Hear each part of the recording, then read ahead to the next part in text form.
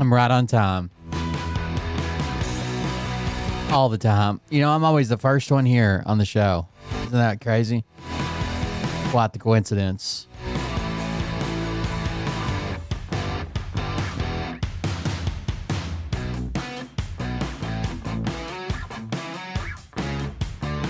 Extra bonus points if you can name that show playing in the background.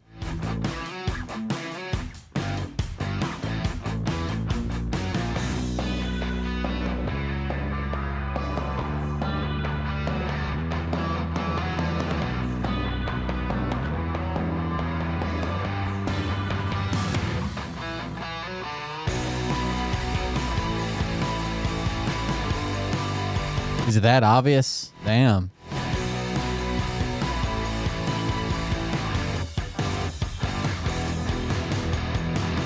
Me and my dad used to love when I was little. God, we used to watch it like crazy. Even when I was older, we'd sit around and talk about the episodes because they didn't come on anymore. But we'd joke about, remember this one or remember that one?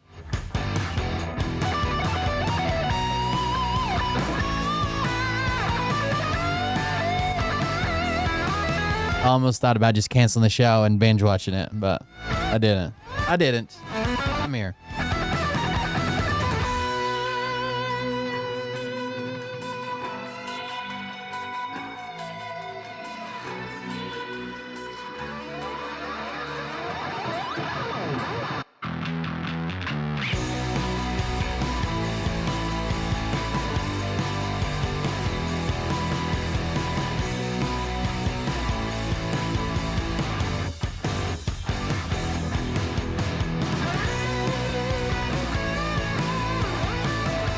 Damn, that's a pretty Range Rover.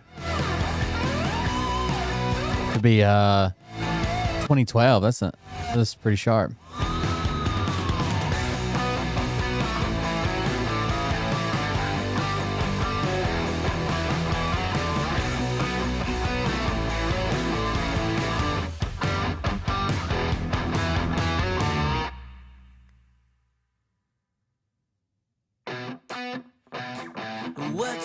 What you think about when you're born into a fire? Let them burn it out. Sell them to the richest buyer. They want to let the world decay. They tell us lies and fade away, fade away. We feel betrayed. We were raised to lose the race. Wake at the back of the pack, kill it anyway. Listen up now, because we're never dropping out. Beat the odds, beat the big house. The brains are bigger than the doubt. We've been thinking for ourselves, never let the truth fade away.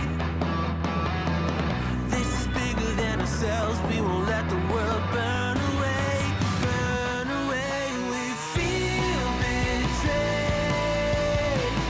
We were raised to lose the race. Wake at the back of the pack, kill it anyway. To blame, haters face the world's mistakes. Wake at the back of the pack, kill it anyway.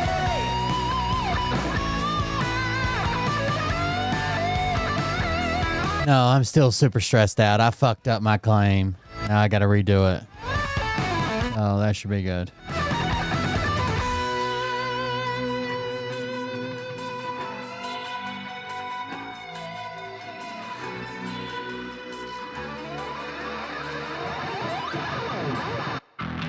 And we feel betrayed. I filed it wrong. They're still gonna take a look at it, but it seems like if I want to get done what I'm trying to do. I'm gonna have to file it differently.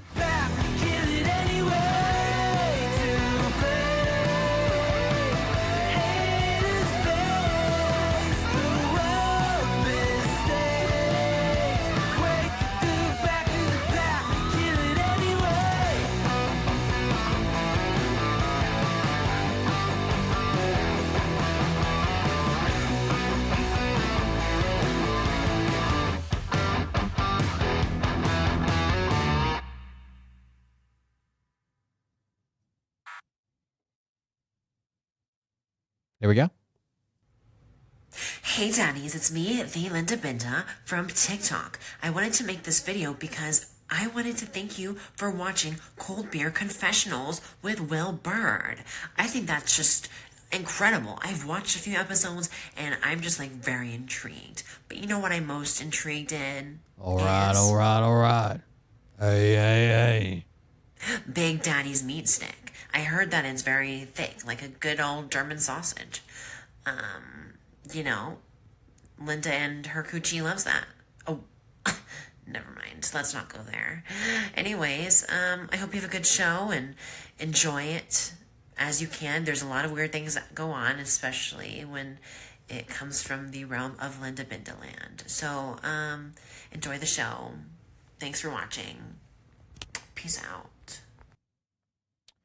Welcome, everybody. I'm Will Bird, and this is the Cold Beer Confessional. Anybody in the market for a fetus?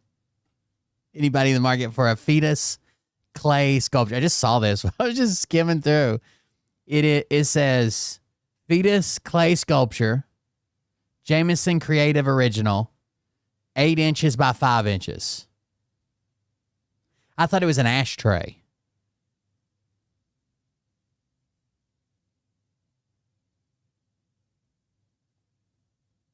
They only want $65 for it. But today only, it's on a sale for $55, in case you're interested. Anyways, thank you guys for joining us. I'm Will Bird, this is Cold Beer Confessional. I'm still stressed the fuck out, kind of pissed off. So basically what I'm doing is I'm getting like a manager, right? I'm getting a manager to look at some concerns I had with my case with the VA. Well, there's been several decisions with the VA. Like there was like the first time that I was approved, and then since then it's been raised a bunch of times and different things are happening. And some of it happened back in February, and then some of it happened in June. And what I wanted them to look at was the stuff that happened in June. And the way this works is you cannot submit new evidence. It's closed. Whatever evidence is already there, you're just asking a higher up to look at it, right? You're asking the person's manager to take a look at it. So, okay. So when I filed to have like the manager look at it, I meant to pick the decision from June because I have some issues with it that I think are valid concerns. I guess I accidentally clicked, instead of pushing the June one, I clicked the February one. So we talked on the phone for, how long did we talk?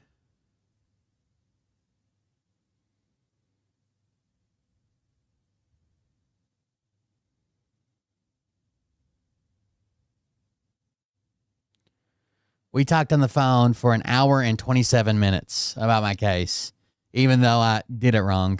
And they're still going to do, she's still going to see what she can do about it. She agreed with me. She's still going to see what she can do about it, but it may be outside the bounds of what she can do because I picked the wrong one. And they're only allowed to use the evidence that's part of that. Like she can't use the evidence in June to make a decision about it because I filed about the one in February. So she can only look up to like February 26th. But she doesn't want me to file another review right now because she said if the system sees it as a duplicate, then they'll kick one of them out or won't contact me or something. They'll think that I just filed the same thing twice. So she said, wait, it'll be a week or two until I get this first decision and then refile again for another basically manager review.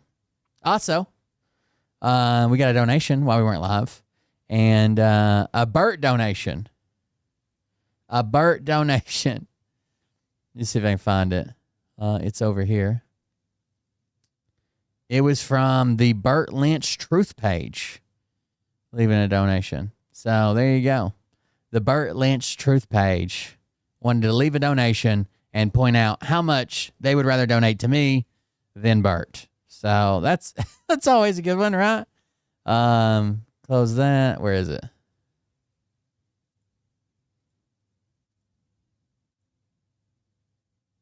Yes, credit this to the Burt Lynch Truth page and let Burt know. Thank you very much. Thanks for all you do, Burt Lynch Truth. So there you go, Burt. Still got donations coming. So Burt was in my comments last night. I don't know if you guys saw this. Let me grab the link. Burt was in my comments last night as soon as we finished the show, because last night's show was about Burt, and he's fixing to go live. Somebody just messaged me. Jessif just resubscribed for 36 months. Thank you very much for the resubscription. So I'm trying to grab the link from last night. There it is. The show last night was called, it was on Rumble. It was called The Early Bird Gets the Burt Bird or something like that. And here's Burt.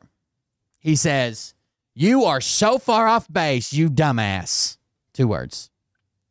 "You will love what you learn from my news. Let's see you twist this into something negative about me. Lol."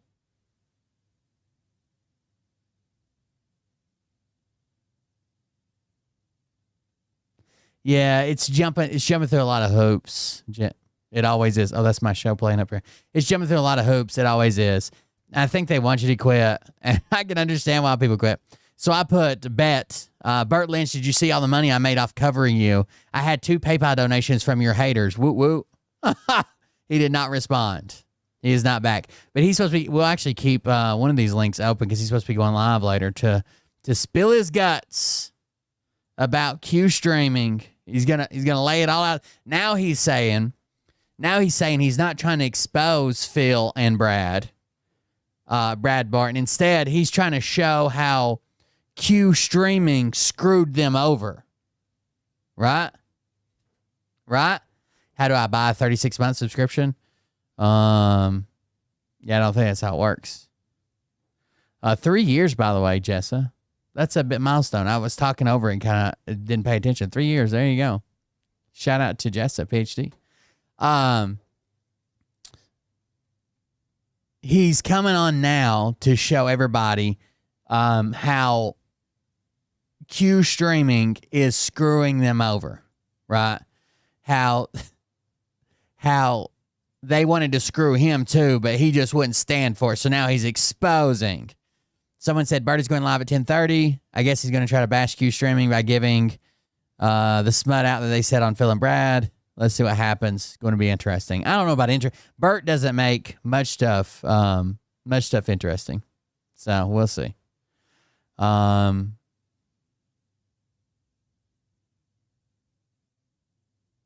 Anyways, let's see what else. What happened?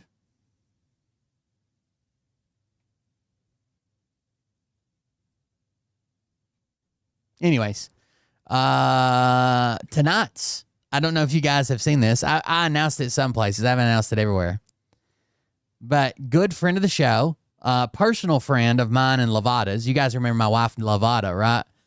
Madyson Marquette is back in the news. You might have seen her in Spattered and Baby Battered, her pornography debut. Splattered and Baby Battered. She is now in jail. Not only is she in jail, she has over $1 million fucking bond. 2 felonies. So, from what I can gather, from moving somebody emailed me about this a few days ago, and I missed it. I didn't see it. And then somebody emailed me today, and the attachment that came with the email was from, I'll show you the Facebook post. Give me just a second to grab it. There's a Madyson Marquette Exposed group. Oh, by the way, yes, she does have a Give, Sing, Go going, of course. I guess she's trying to raise that money to get out on her bail. It's $1,005,000 bail.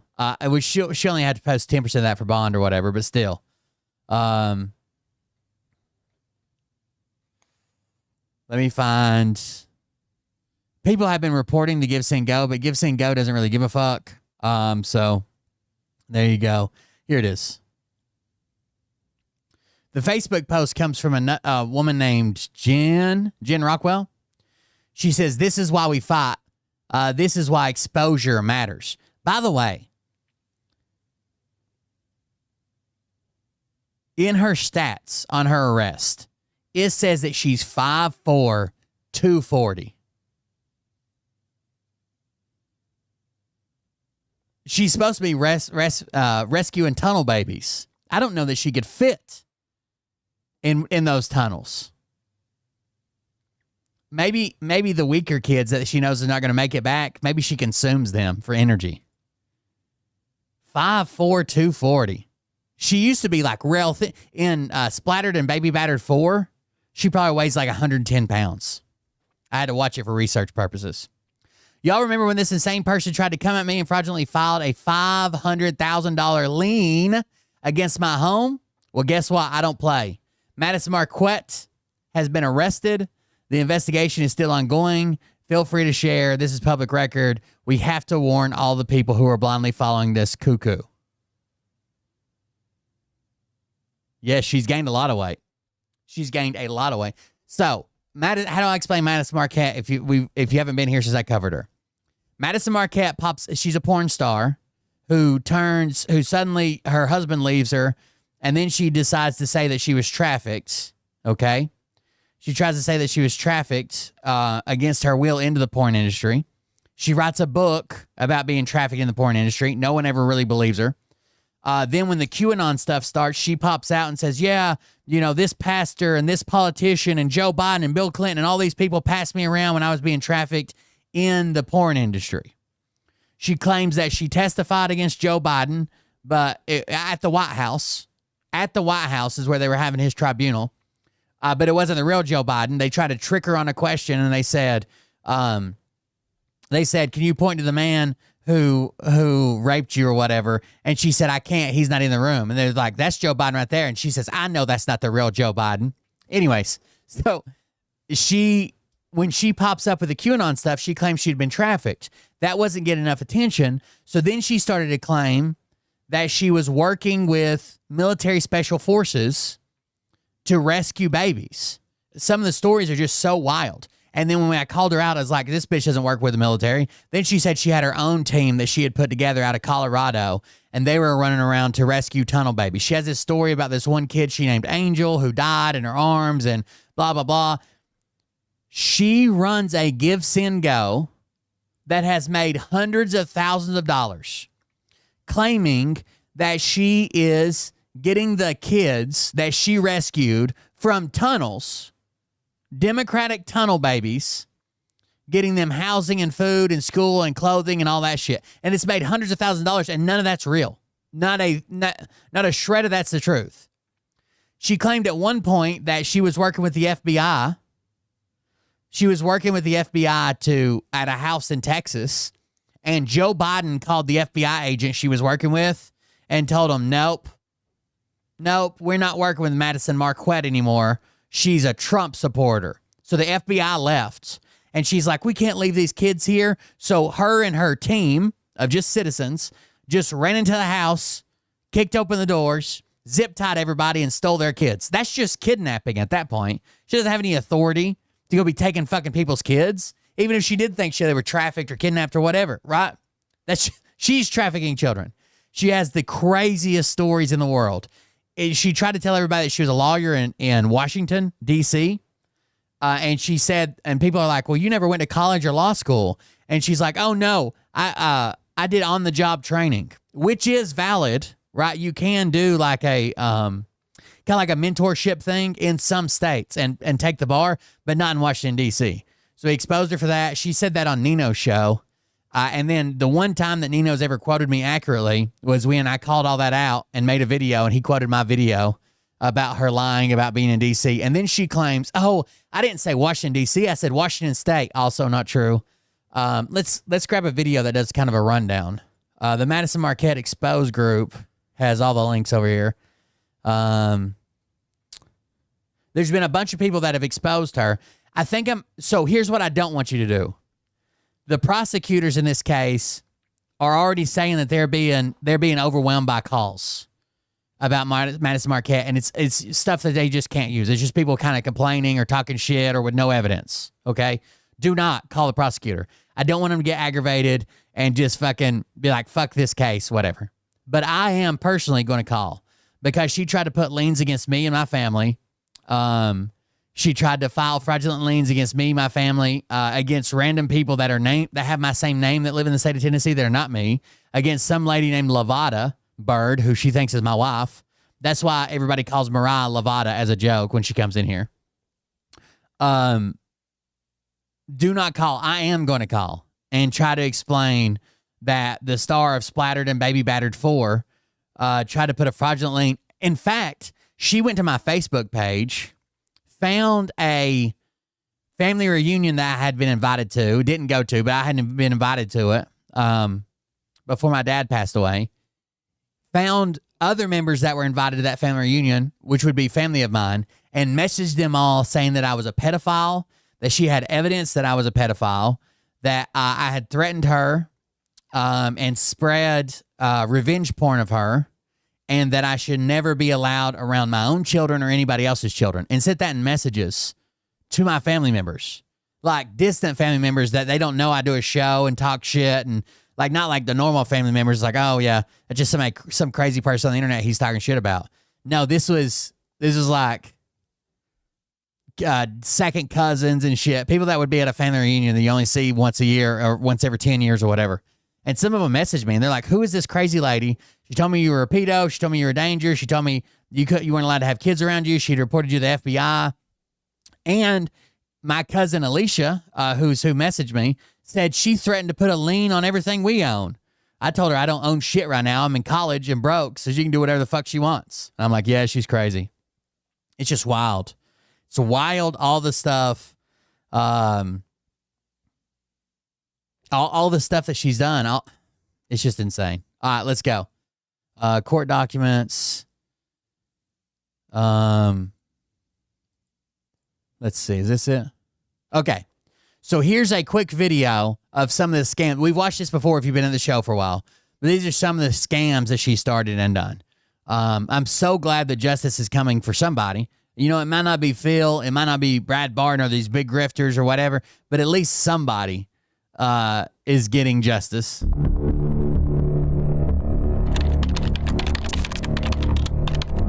This website, if you ever need this video here, this website is MadysonMarquette.net. The guy who's investigating her bought that domain name and put all this together. I was looking into a matter and I came across Madyson Marquette, or Stacey Dawn Williams. And the more I dug, the more I found. I ended up finding patterns that led me to want to do. Oh, she has an extensive criminal record. These are her when she was booked in. She has an extensive criminal record in California for bouncing checks, hit and run, fraud, a bunch of shit like that. She claims it's when she left her husband that she overdrafted her joint bank account because her husband had cut her off or moved money or something. None of that's true. Even her own sister, who is actually a state prosecutor in California, called her out, said she was a liar, said the family never abused you, you were never trafficked. All that was bullshit. Dig more, want to uncover the truth, want to share that truth with all of the people that she's convinced to give their money to. Madyson Marquette is a criminal. She changed her name when she was in California because she was having legal issues to include a hit and run in California with injuries. She was cited for failure to stop, failure to render aid, etc. January 2008, she was charged with burglary, second degree, and grand theft in Orange County, California. On June 6, 2008, burglary, second degree. In addition to that, she had... Any high-profile pastor that basically has like a big social media presence, she's accused them of rape and trafficking children blatantly. And a lot of times people say, well, if it wasn't true, they'd be suing her. Not necessarily, right? First of all, she has to have something that they could actually recover that'd make it worth her time. So she has to have money to at least cover their legal fees. She has to be making a big enough impact to where it's actually affecting them to where they want to pay legal fees and take a chance on a case, right? Then they have to put all this evidence together. We've seen Phil, it takes like years to get through a case. She has to have something that recovers. Plus, once you're a public figure, you know, the bar's higher for defamation or slander. Like, there's a lot of things going on here. Some run-ins with the law with regard to a grand theft charge. The grand theft charge was related to her going into a credit union, and there's even a body cam footage of her being arrested at work. She went into a credit union, did unlawfully take money in the personal property of Eagle Credit Union, which had a value exceeding $400. That's the grand theft. And defrauding them out of a significant amount of money. So she changed her name from Stacey Dawn Williams, as she was born, to Madyson Ray Marquette. Then she went into the porn industry. This is from one of her porn interviews. I had to watch them all for research purposes. I've seen the entire Splattered and Baby Battered series. This is from Bondage Playpen, where she talks about how she likes to be tied up and whipped and shit. It's really weird. She's got this crazy looking snaggletooth. But she claims that they kept her in a room, they fed her, they watered her, and they took her out to do porn. And honestly, it's disgusting because it takes away from people that are actually been trafficked, right? Like when you make these, just because you went in the porn industry and now you're embarrassed about it, doesn't mean that you get to take away from actual victims. Claims that she was sex trafficked and pulled into the porn industry against her will, and that she is a victim of that. She moves from California to Colorado. She gets married to a gentleman and changes her name again to Madyson Ray Hendricks. So now she's going to try to do other things. On 7/22/2016, Madyson is charged with criminal mischief. August 8, 2016, evicted from her apartment in Douglas County, Colorado. January of 2017, she's evicted from her apartment in Littleton, Colorado. May the 5th, 2017, charged with attempting to influence a public figure. She gets a job in Colorado, and she gets arrested while she's at the job. Hi, Madyson. That's the body cam. You don't need to go to the insurance office. You'll want for your arrest. Okay. You're under arrest right now. You only be on the stand just a second.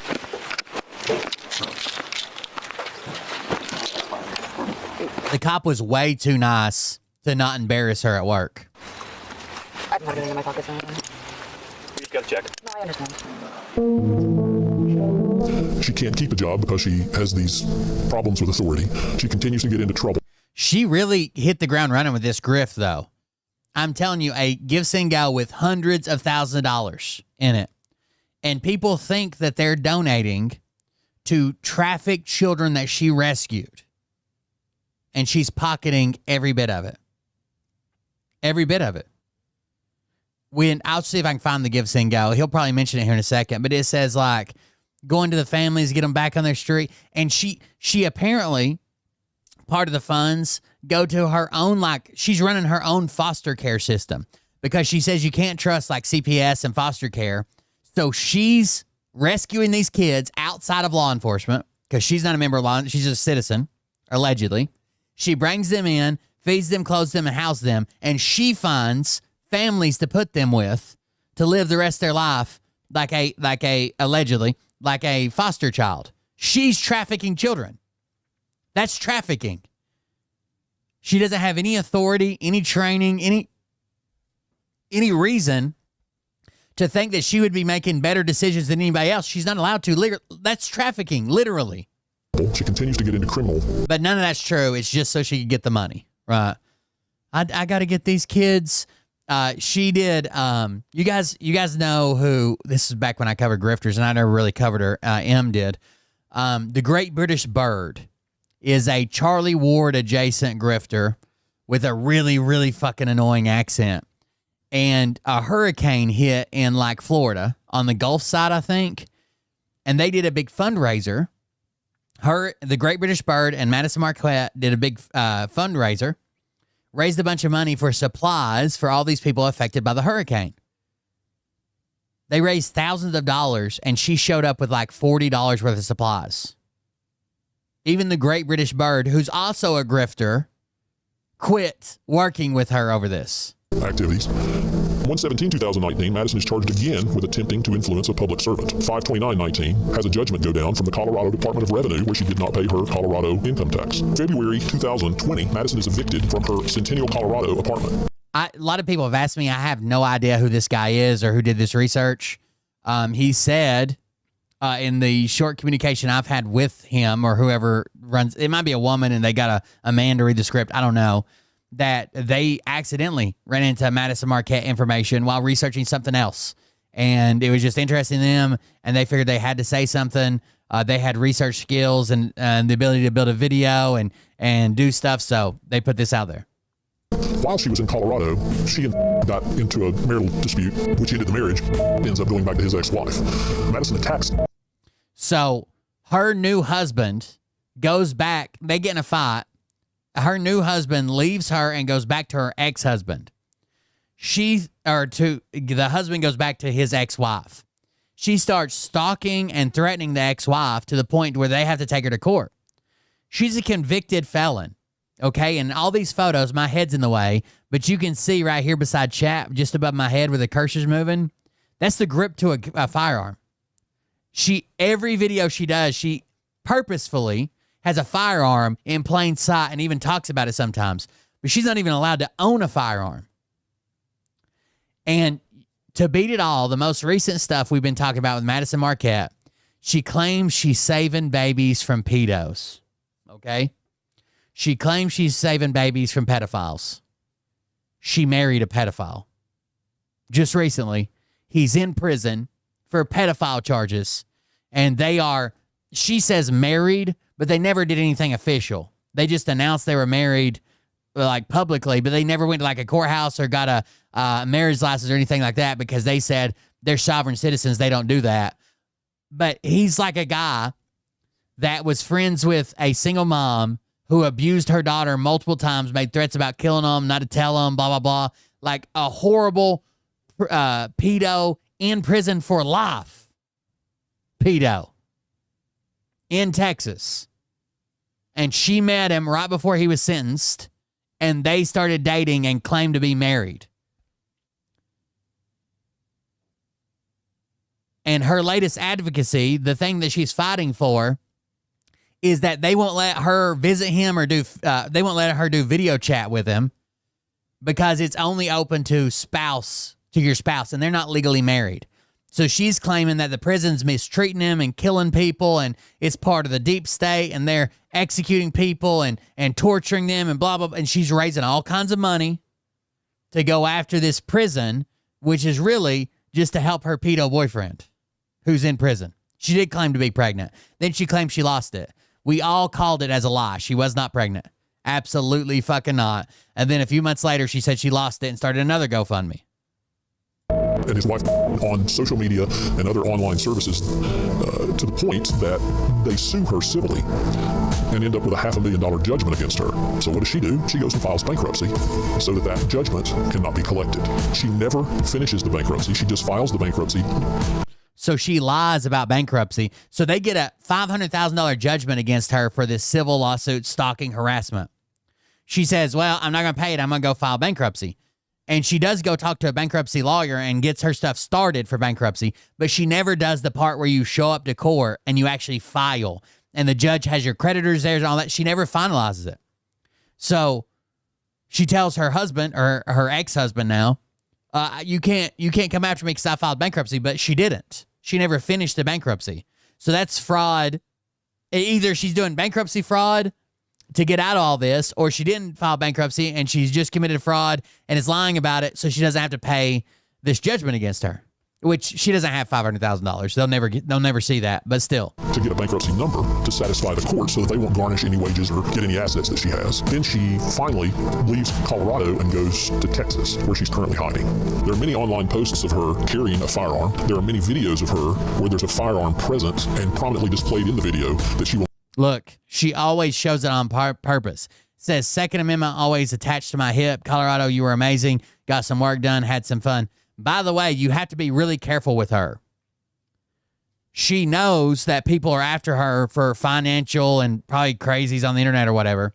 Half the time she was posting about being in Colorado, she was actually living in Texas. We found her house, her address, where she lives. I talked to one of her neighbors who fucking hates her. All of her neighbors hate her.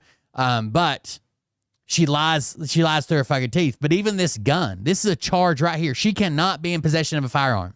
Absolutely. No questions asked, no permit, no waiver, no nothing. She's not allowed to have a firearm. And she's always posting with it. will make reference to, Madyson cannot have a firearm. She's a felon. She is a felon in possession, which is against the United States Code as well as state laws. Madyson currently has open warrants for her arrest in California for charges to include second-degree burglary, 3 insufficient check charges, hit and run involving injury or death, and theft of property. She's been on all the big shows, too. She was on Charlie Ward. She was on Nino. Phil's talked about her. She was on all the big shows. Every one of the big QAnon grifter shows, she was on it, or they've talked about her. One of the two. Like, she had a ton of money rolling in at one time. There's her GoFundMe. Look. Campaign created by Madyson Marquette. The funds from this campaign will be received by Madyson Hendricks. $137,000. And this kept going up. This wasn't the end of it. $137,000. For funds for kids that she rescued that don't exist. She raised $24,000 for Louisiana victims from a hurricane. Oh, I'm sorry. It's Louisiana. I thought it was Florida. Only $3,000 of that was reportedly given for the cause. She raised $37,000 is what he said, but it's 24 right here in the screenshot. Only 3,000, even if it's only 25, only 3,000 was actually given. So the other 22 she pocketed. The Great British Bird came out and said, I didn't take any of it. It was all set up in her name. I was just helping advertise for it. We were doing shows together. And the people that were there to receive the goods, she had $30,000, $30-some thousand to bring them supplies. She showed up with 2 laundry baskets full of toiletries and paper towels and shit. 2 laundry baskets out of over $30,000. They said thanks and asked her about the rest of it. And she said, oh, that's mostly it. I might make one more trip. She kept $21,000 She's such a horrible person, dude. of it. The campaign states that all receipts would be posted, but none of those have been. She raised $27,000 for a man who... It does say in the Give, Send, Go, it says that every receipt will be posted. Just stay tuned. We want to be transparent. We'll post every receipt from this Give, Send, Go. There's never been a single receipt posted. She claims she has them. But she claims that the devil's sending people to discredit her, and she doesn't want to. She doesn't want to participate in that, even to prove herself to be innocent. She doesn't need to because God's on her side. She kept $21,000 of it. The campaign states that all receipts would be posted, but none of those have been. She raised $27,000 for a man who was killed in 2020. Fraud complaints were made about the campaign. She frequently asks people to spend money. She claimed that one of her friends was killed recently. And did a Give, Send, Go for it and raised a ton of money for this guy that died for his family. And he actually died like 4 years before she even did the fundraiser. 3 years, 4 years, and was just lying about it. For these causes, all of which are fraud. She cannot provide any evidence to support. And her audience is insane, dude. Hold on. Let me read you this. Her audience is literally insane. Where'd it go? It was a screenshot, I believe. Let me see if I can find it.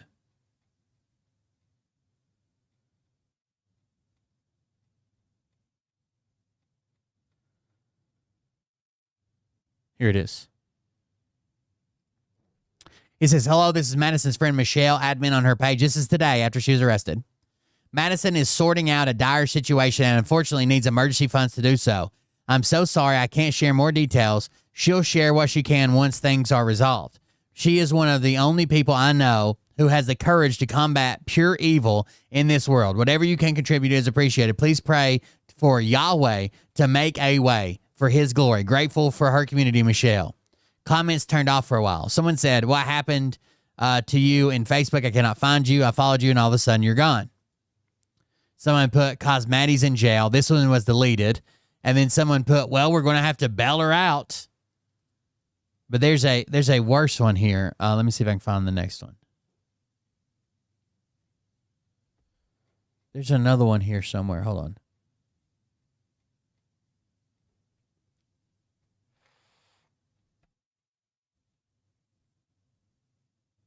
Oh, shit. It was a forward.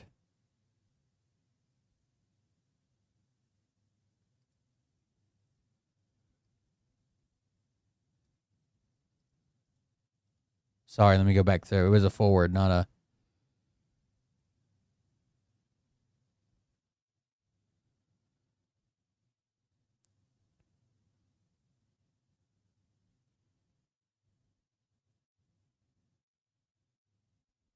Some people are saying she's facing like years in prison.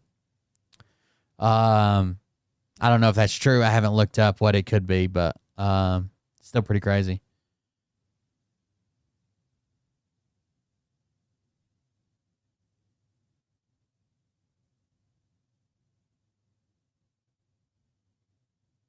I might have to go to the actual page. Hold on, I got it right here.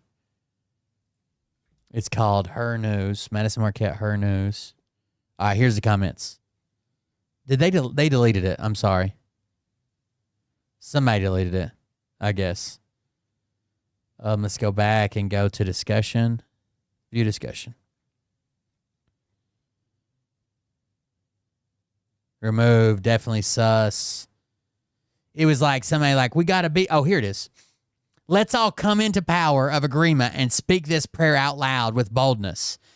1 can set 1,000 angels to fly, and 2, 10,000 angels, etc. We come into power in agreement in the authority of Yahshua, gave us in his name above all names, that no weapon formed against Madyson Marquette and anything that concerns her will be able to prosper. And every tongue that rises against her, she shall say decisively and powerfully, refute. We commissioned and send an army of Yeshua's mighty angels to swiftly smite her enemies, block and boomerang back on them any and all evil tactics coming against Madyson in any way. Strike them all with holy terror, and may they flee in every direction straight into very traps they have unjustly set against Madyson herself. When you go against one of his, you go against Yeshua himself. Many are the afflictions of the righteous, and he brings out of them all. And all things work out together for good for those who love the God and are called according to his purpose. Swift and fierce justice. In the name above all names, Yeshua, amen, so be it. If you are able to let Madyson know, it might comfort her to hear that just as I was sending this prayer through here on Telegram, I got a call from Matt Dentino and let him know her dire situation. And right there on the phone, he prayed a bold prayer over her as well. She's going to make it. Like, her followers are legit crazy. They think that Satan did something to her. That the deep state enemies did something. Like, what the fuck? Support the vast majority of her claims. Currently, her Give Send Go account shows that $176,000 has been contributed to sex trafficking victims. She has never given information or proof of where this money is going. This money is going simply to fund her lifestyle. So the story that I heard, she placed a lien against. So she tried to place a lien against me. So she Googled my name, Tennessee, and she found some black guy that lives in Memphis with a wife named Lavada. And they owned some type of pot farm or something that went out of business like years ago. She filed a lien illegally, right? It's like a what is the initials for it? It's not like UTC, it's something like that. Anyway, she filed a lien against some lady's house. And the lady's like, hell no, and has a lawyer on retainer already for her business. And she told her lawyer, and they're like, she can't do that. That's fake financial statements. So they've been working with the district attorney wherever to submit all this evidence, and that's what ended up getting her busted. That's why her first charge is basically faking financial statements to produce a lien.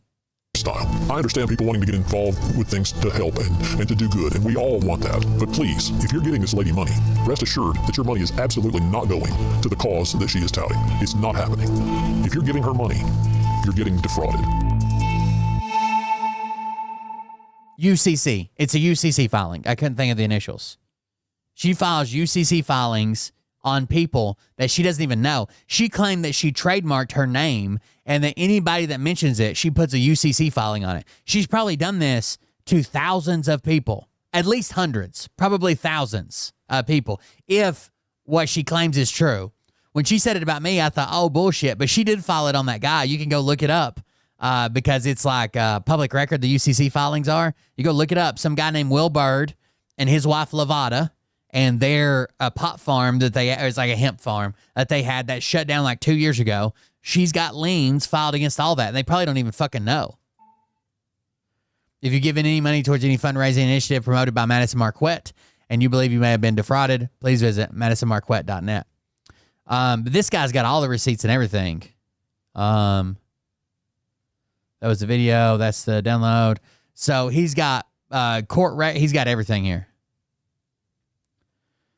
Different county returns,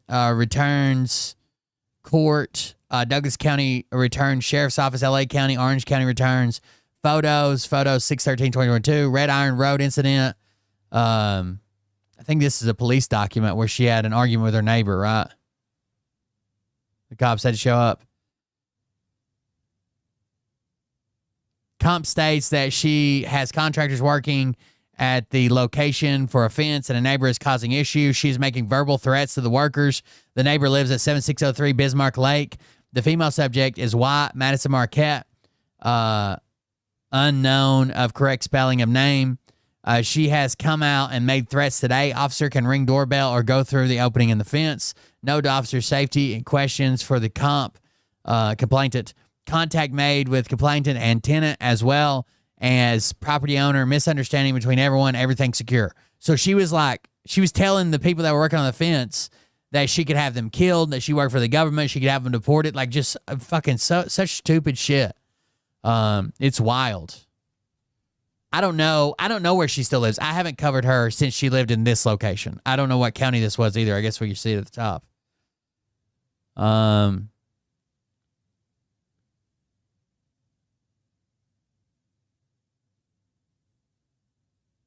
Converse, Texas. But I don't know if she's moved since then. I have no idea. But there you go. Her driver's license is still out of Colorado, wasn't it? Anyways, she's a lunatic. She's a legit lunatic. And I'm just glad that something's happening.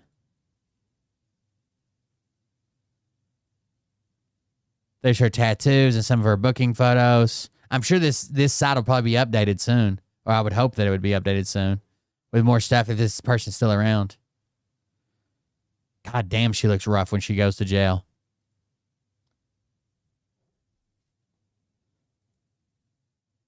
Anyways, so the Madyson Marquette fucking group, I put it, as soon as I received the email, I was like, hey, I just looked this up. Madyson Marquette's arrested or whatever. And it's been going crazy all day. People talking about it. People sharing things about it. There's a whole group called Madyson Marquette Exposed. Jen Rockwell said she filed a fraudulent lien against my property and our attorney recommended that we reach out to the Texas Attorney General's office, which we did. And we've been working with them for the last few months. That was the Jen Rockwell lady. I don't know what she does. She does something over on that Facebook post. It was for Remnant Road Ministries. So I guess it's like maybe a local ministry somewhere. And Madyson Marquette came after her. And then when she called out Madyson Marquette for being a crazy person, she put a lien up against her house and property. And then this is the email she received. It says, "Good morning, Jennifer. I just wanted to update you that Madyson Hendricks has been arrested for fraudulent filing of financing statement and retaliation. She is currently in Comal County Jail. The investigation is ongoing, but just wanted to give you an update. And it's Office of the Texas Attorney General Special Crimes Unit." As far as I know, yeah, I think she had a warrant on her. Kind of weird. What else is going on? They're doing a fundraiser. Oh, I guess I should have. That's the link to that. How much did she raise? She's already raised $3,000. And it just says, Madyson is sorting out a dire situation and unfortunately needs emergency funds to do so. That's it. They're not talking about her being in fucking jail. God loves the children. They need freedom to live for our king. These are old boomers that literally thinks that she runs around with a gun and a flashlight and rescues children.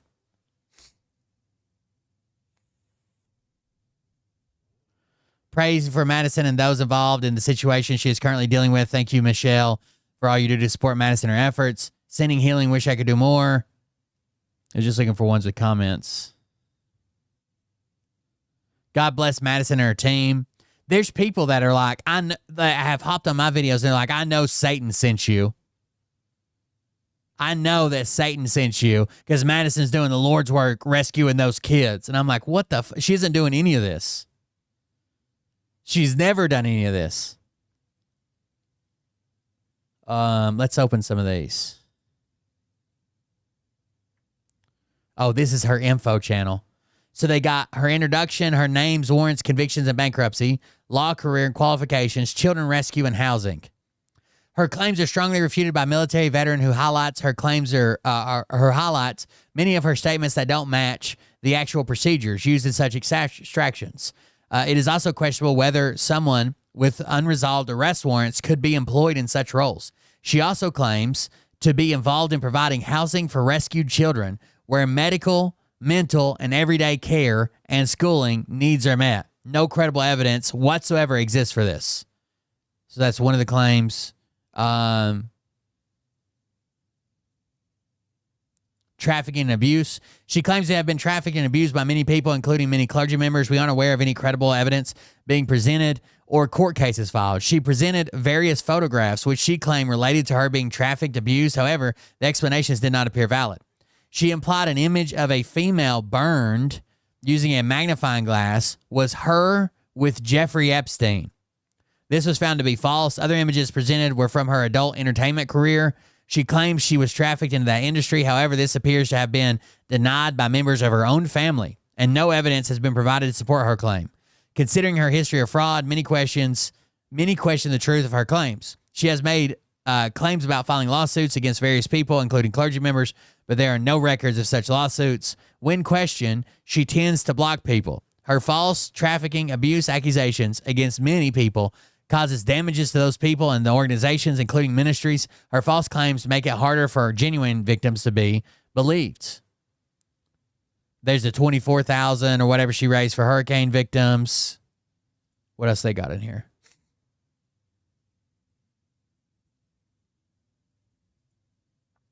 In July 2021, she asked people to donate to Global Education Philanthropists. Little info is available on this organization. It seems to only have 4 employees. Given how much charity fraud exists today with people receiving kickbacks from promoting charities, etc., this may warrant looking into. Philanthropists supposedly give money rather than ask for it. Philanthropists do it with their own money, not fundraising. No evidence of the organization doing anything. Even a video showing their projects in action appears to exist anywhere. Lack of follow-up accountability moves on to new topics, old topics forgotten, never mentioned. She claimed to work in law enforcement. In law. This hasn't been mentioned for some time now. If she no longer works in law, wouldn't she have announced a major change to her career, to her loyal followers? She claims she would post receipts for the Louisiana fundraiser, which didn't happen. She no longer mentions the fundraiser, even though it's still receiving donations to this day. This is a repeating theme. She discusses new topics to keep her audience interested, often making claims of what she will do, then drops topics after a certain period. She was charging people to become sovereign citizens as well, never mentioning them again. She skips the less interesting aspect of actually acting, doing the work. Human trafficking fundraiser, over almost $200,000 raised, $195,000. How much money will go to the missing, like her Louisiana fundraiser? Starting in February 2022, still active. Funds go directly to Madyson. Around November of 2022, she disabled viewing of the donation comments and amounts. The last known total, so she got you can't, like when you scroll up to this, you can't see the total anymore over here. The last known total before it was taken down was $195K, and that was December of 2022. The current total is unknown, but will be more than $195,000, over $200,000.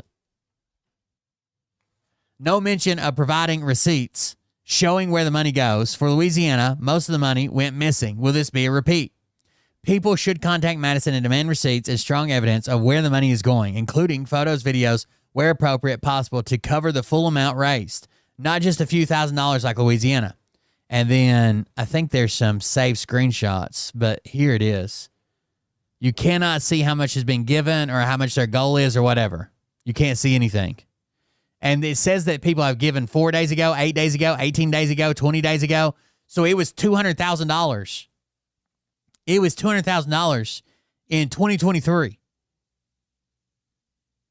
In December, I'm sorry. Yeah, in the first January of 2023, because it went offline in, the last screenshot we got is December 14th of 2022.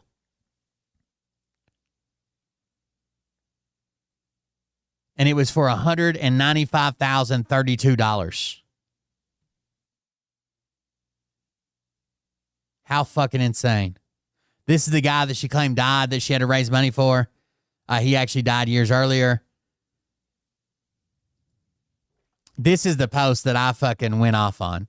This and the Nino show. It says, I was just sworn in as a lawyer in the state of Washington. The clerk or the judge took this picture after I was sworn in. They tried to get me swearing in, and they got me bowing my head for a quick second, thanking Jesus for this moment. Words will not express how I'm feeling at this moment. By the way, she has no college education and didn't go to law school. She doesn't have a JD. But she was sworn in. Then when I called her out, she said, I didn't mean Washington State. I meant Washington, D.C. Also not true. Then she said, I didn't mean a real lawyer. I meant a sovereign citizen lawyer. What? Due to the scandemic, they did the swearing in over a video call. To all the ones who said I was a whore, stupid, unintelligent, would not amount to anything, I'll say all those things right now. And to the ones who stole so much from me, look at me now.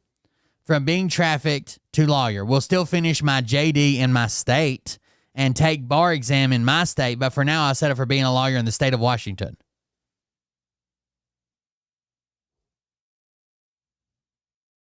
So these are things that you can research. You can look these things up. None of it exists. I took the bar exam a while back for the state of Washington, since in this state you don't need your JD to take the bar exam. I failed once, and this time around I passed. I would be sworn in as a lawyer in the state of Washington, and I could practice law there.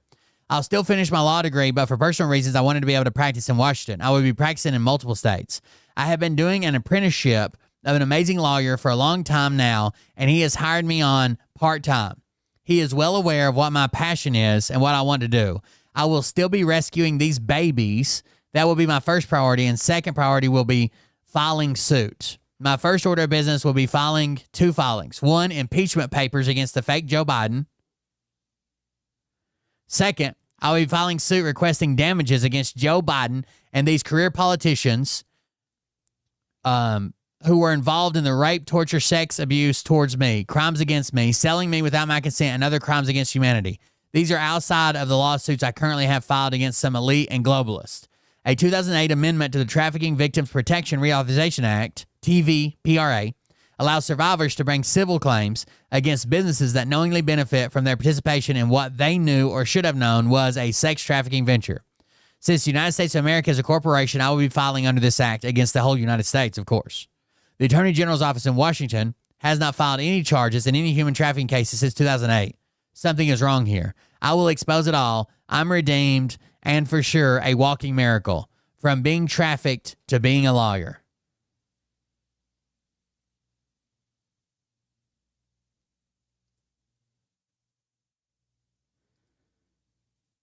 What the fuck? Oh, Exhibit 1. Oh. Oh.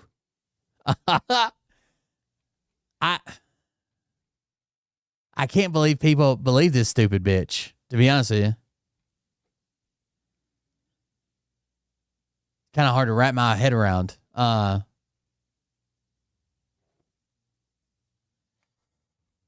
This talks about reporting it. Let's see.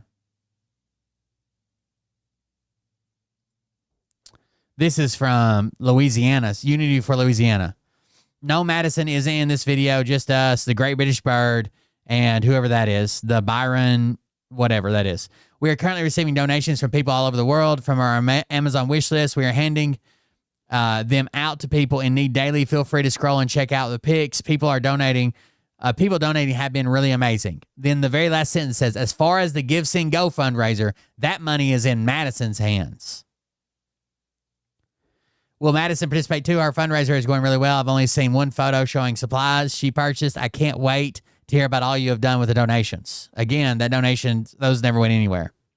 Down here at the bottom, it says, we will post every receipt and where the money is going. $25,000. Madyson will take this money and go to Louisiana and meet up with two people, Katie and Tammy, who are currently live in Louisiana and are seeing what the biggest needs are, and all the money will go to helping the disaster that has happened in the great state of Louisiana. By the way, I understand that people try to use Give, Send, Go for political reasons or whatever. Maybe it's too spicy for GoFundMe. I would never, ever, ever give money if I didn't personally know the person on Give, Send, Go. They don't give a fuck. Like, these have been reported so many times as scams, and they're still up. Her trafficking kids one, still up. I don't think they give a fuck. I would still report it. I'm not discouraging you reporting it. I definitely wouldn't give no fucking money on it. Ain't no goddamn way. Madyson, Claire, Mark, and Madyson have done an interview with Tammy and Katie, and they will describe just how bad it is. There's a need for water, gas, and food now. If Madyson can get one of the neighboring states, she can get what is needed for the communities and figure out how to get it to Louisiana. In the interview with Katie and Tammy, we'll also let you know how Joe Biden did not even show up and has not done anything for the people who need it the most in Louisiana. Madyson will head there when she is back from her rescue. She was out on a rescue. We ask you all to help however you can. FEMA isn't helping, and these people need a lot. Again, we will post every receipt and where the money is going on Madyson and Claire's page. Regardless of who you give to, please stop giving the con artist pastors and con artists false prophets. And then this bitch steals all their money. Then this bitch steals all their money. Wild, dude. There's where she claims she took the bar exam. This is insane, dude. So much. So much. You guys want to see a video I did on her a while back? I don't know if it's worth watching the whole thing. Here is M. Seeker's video, if it's still up. M. Seeker of Truth. Or part of it. We're going to watch the whole thing. Seeker of Truth, and welcome to the video. Now, guys, please remember to like, and if you haven't already, please subscribe to my channel. So, for those of you who are familiar with my channel, this video has 30,000 views, by the way. A lot of the videos that I do have looked into some of the people that are making some massively wild claims and trying to show you where I think, there are charlatans. So, our latest video is going to be on Faith DeLuca, or Stacey Williams, or Madyson Marquette. I think I'm featured in this video, or part of my shows in this video or something. Is a current name. So, who is Madyson Marquette? So, a little bit of background here. Madyson Marquette claims to be a victim of sexual abuse and human trafficking as a minor and during her time working in the adult film industry. Then at some point she escaped and became a born-again Christian and a Trump-loving conservative. Now she claims to have the receipts for all the people who took advantage of her. And that she was a victim of many powerful, well-known people in entertainment, government, and the church. As a result of this, Madyson claims that she has been a witness in over 100 military tribunals in Washington, D.C., testifying against very powerful people involved in human trafficking. Why military tribunals specifically? Well, according to Madyson, it's because 1, human trafficking is a crime against humanity, and 2, civilian courts have been proven to be entirely corrupt. As of this video, she's done several interviews with some smaller evangelical ministries like Truth Unveiled, His Glory, and Upfront in the Prophetic. She also does a lot of videos with... My biggest, I think, the only video that really got any traction, I covered Madyson Marquette quite a bit, but like in smaller things. And then we got Intel Lady doing a character of her. Mad Max Maddie is the Intel Lady character of Madyson Marquette. But the one about her fucking being a lawyer, we also went over her rescue tactics. All of her tactics. It's just fucking insane, the shit she said. The Great British Fowl or Bird and Charlie Ward. It'd be great to hear your story, Madyson. Tell us your story. As well as many other people in this sort of secondary mainstream media circle of grifters or charlatans. Now, Madyson has only continued to gain a following over a short period of months, and the following is gaining fast, and many people are believing her story. It's kind of the same old thing of people are believing it, and if you question the narrative, you get a lot of trolls, haters, and get all sorts of insults thrown at you just for questioning, is she lying? So I'll leave in the description some of the places where my investigations took me, some of the blogs and videos that I've watched to help me. All of these sort of facts that I put out have been verified, re-verified after watching or reading these things. So check in the description for all the other great channels and blogs, etc., where you'll probably find more information on this topic. So without further ado, let's go into the reasons that I don't trust Madyson Marquette. Number 1. Madyson's name change, and many aliases. So that's 11 names at least that she goes by. Stacey Williams, Stacey D. Williams, Stacey D. William, Madyson Hendricks, Madyson Ray, Madyson Airplane, Maddie Hendrick. Stacey Williams, Stacey D. Williams, Stacey D. William, Madyson Hendricks, Madyson Ray, Madyson Airplane, Maddie How many other people do you know that have fucking 11 aliases? Hendrick, Madyson Marquette, Faith Aluka, all different spellings. Granted, a lot of them are her porn star names. Yeah, she was a porn star. I'll come back and go into that later. But her only two legal names were... Her sister, some of you guys already know this because I've covered it. Her sister that called her a crazy person and said she was lying about everything was actually one of the junior prosecutors on that California case with those crazy old people that kept those kids locked up and like abused them or whatever that just happened a few years ago. She was one of the junior prosecutors on that case. So her sister's out here really fighting to like keep kids safe. And this dumb bitch is just lying about it and collecting money, right? She's literally a prosecutor that is doing these special crimes. But her sister, Madyson, is just out here fucking lying about it and making a paycheck off of it. It's insane. Stacey Dawn Williams, Stacey with an E, Dawn Williams, and she changed her name by depot in 2005 to Madyson Marquette. Of course, this is all on public record. Now, there's many reasons why someone might change their name. I don't think it's necessarily a reason not to trust her alone. However, I think it's important to note this, especially when you are evaluating and trying to discern whether this lady is trustworthy, especially when you consider that goofy-ass hat that this lady is making. Number 2, Madyson was a porn star. For a number of years, Madyson Marquette was a porn star. She went mainly under the name of Faith DeLuca. However, she did use other aliases. I've seen all of her work. It's not great, okay? I think they could have really done something with the Splattered and Baby Battered franchise, but they fell into this loop of just sequel after sequel after sequel, and it really lost the punch. Now, again, this is not a reason alone not to trust Madyson. And oh, good Lord. This is another kind of superficial reasons of doing. You guys remember Mel K? You guys know who I'm talking about when I say Mel K? She was another grifter around Charlie Ward. She's young, like Italian or something. Mel K was in a porn where her and her friend went over to a house to hang out with 2 gay dudes. And they fucked the gay dudes until they turned straight. Like the gay guys are having like a sleepover. They're like in their pajamas or whatever. And Mel K and her friends show up and they're like, "Are you sure you're gay?" So they just start fucking a bunch. And they're like, "Oh my God, I think I like women." And they give each other a high five. Two in a row. There's a reason behind the madness, and the reason being, I need to set up so that you know her background and character sort of background before I get into some of the huge claims that she's making. So very important. He put entertains. Hot mom Faith entertains young guy with husband away. I wonder if that's what they said. Entertains. Important jobs. She was a porn star a few years ago, and now she is rescuing children, which I'll get into. During this time, when she was doing porn, this is around the time when she claims that she started being trafficked, human trafficking. So again, I think this is noteworthy and an important part of the past. Number 3, rescuing children. So I work for somebody and it's going to keep it very private as far as safety and what we're doing, but we do go do extractions of children. There's a lot of moving parts to what we do, but extractions, we also have homes that house these children. And so I run those homes to make sure that, the children. None of this is true. She's never extracted a child from anywhere. And she doesn't have a home that takes care of these. Like this is all lies. Every bit of this is a lie. Okay, and then go doing the extractions. The reason that how could you even lie about that? How could you how could you fucking sleep at night raising money to take care of trafficked children that don't exist? That's just how you bought your house. I'm doing it is obviously I'm a survivor of it, and I've lived it and survived it, and I just cannot know that these babies are out there and leave them and not go get them. I actually work for an anti-trafficking organization. We go in and do extractions where we take the kids.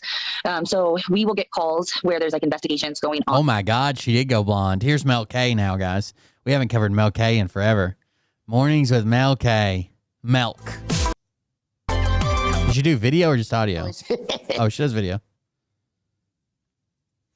The last time she talked to anybody that I know, she talked to M, and she was trying to get out of the grifter game and just do news, is what she claimed. Like, she didn't want to do Q, she didn't want to do conspiracy, she just wanted to do news, try to get away from Charlie Ward and all that, but I don't know. Right now, there's a lot going on at our borders here, so the American-Mexican border. Right off the bat, that's not how that works. So I don't know if you've ever seen a high-profile warrant served against people that they expect to be armed or dangerous or blah, blah, blah, or whatever. They don't. This is when she's like, Joe Biden called the FBI and told them to go home, and me and my team just went in there. Taking third-party organizations ever. They use CPS. Like CPS will be there, and they might automatically have. Who do they use when CPS has to come kick down your door? Who do they use? Do they call Baby Savers Inc.? You've seen this happen before. They bring in a fucking a local law enforcement, a SWAT team, or the feds or something, right? Whoever's serving that warrant does it. She claims that she works for a third-party private company that gets calls about abused children, and they come kick down your door and kidnap your children.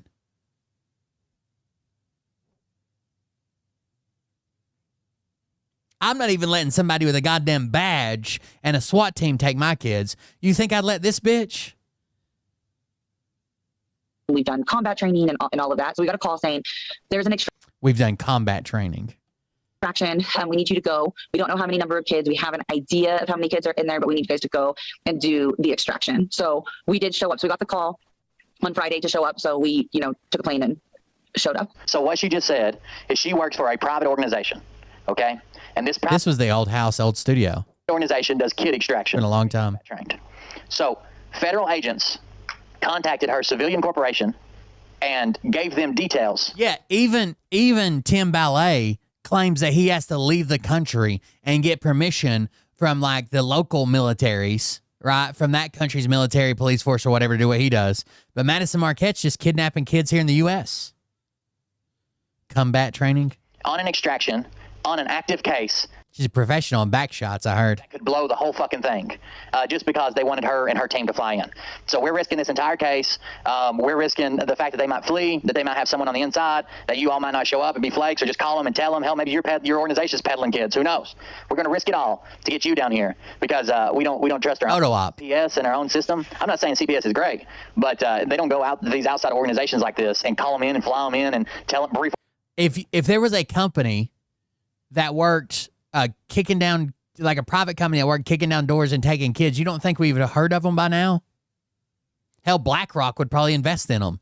About the mission on the way, like, come on, anybody would be a liability for giving them the details of this mission, for bringing it out before it's go time, for telling them ahead of time, especially when you leave the law enforcement field and go into the civilian world, like she's claiming, but especially someone who's trying to become a YouTube star on the back of it. They do the arrest, do they? And you guys help the children and extract children, is that correct? Correct. So we have federal agents and marshals that go in with us to do the arrest. Federal agents and U.S. Marshals. This is a joint task force of some sort that she's also involved in. Now, usually how it works is we go, we don't go in with. How fucking dumb, dude.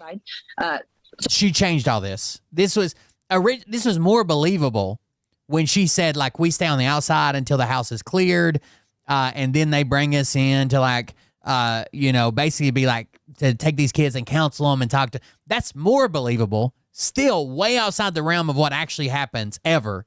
That's more believable. But her story escalates now that the FBI won't work with her and she has to do it herself. What the fuck?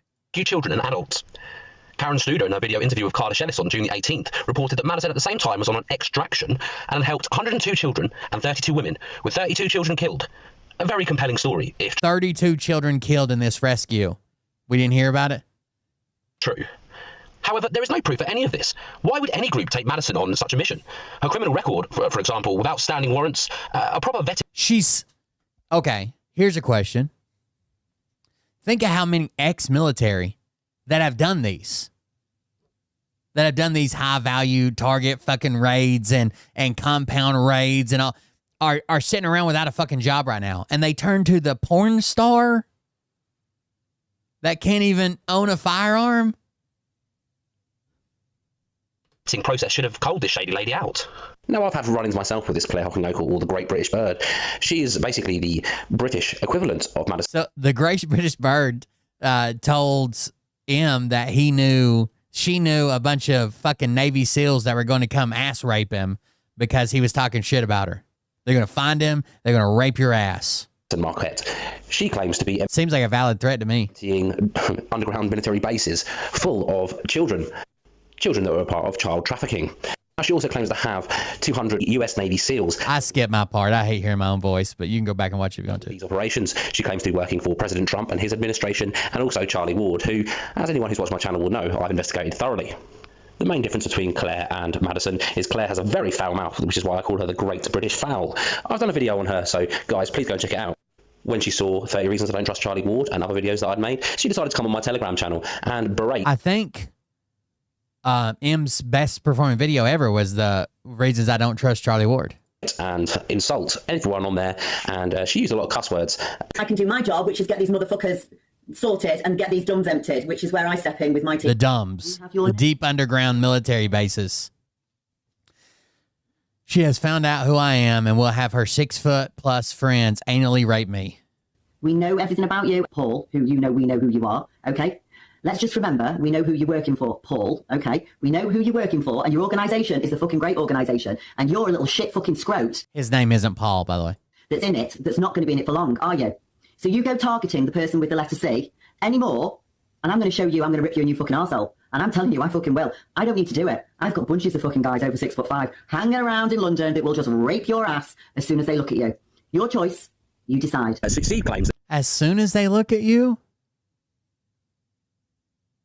As soon as they look at you. Seems a little aggressive. Love at first sight. She can track anyone. She can track anyone because she's got access to quantum technology. This quantum technology can pinpoint everyone, and this is how she knows who everyone is, including myself. She can find anyone. Quantum energy system, which basically we can map and track energy. So we bypass quite a lot of stuff when we need to get an imprint on things. This is the easiest way I can try and explain it to you. I think they just get... So guys do this too. You ever met a one-upper? It's somebody you say, hey, I did this. They like, I did that, but mine was this and that, and I had to do this and blah, blah, blah, all that shit, right? I think if you've ever seen a one-upper meet another one-upper, before long, they're like fucking space cowboys fighting dinosaurs on the moon, right? Because they just got to keep... I think they all got together, and they started out just saying, oh, this is what I think about Donald Trump. And they started one-upping each other left and right and crazy. Now they're working with the Navy SEALs and Special Forces and Detachment A and all this crazy shit. Then they just start making shit up. It's insane. It's basically magic. The problem is anyone that critiques her, if they haven't got blocked immediately, which usually happens in all of her groups, she will viciously attack them and threaten them. And once, especially if they're, like Madyson Marquette's been trying to con people her whole life.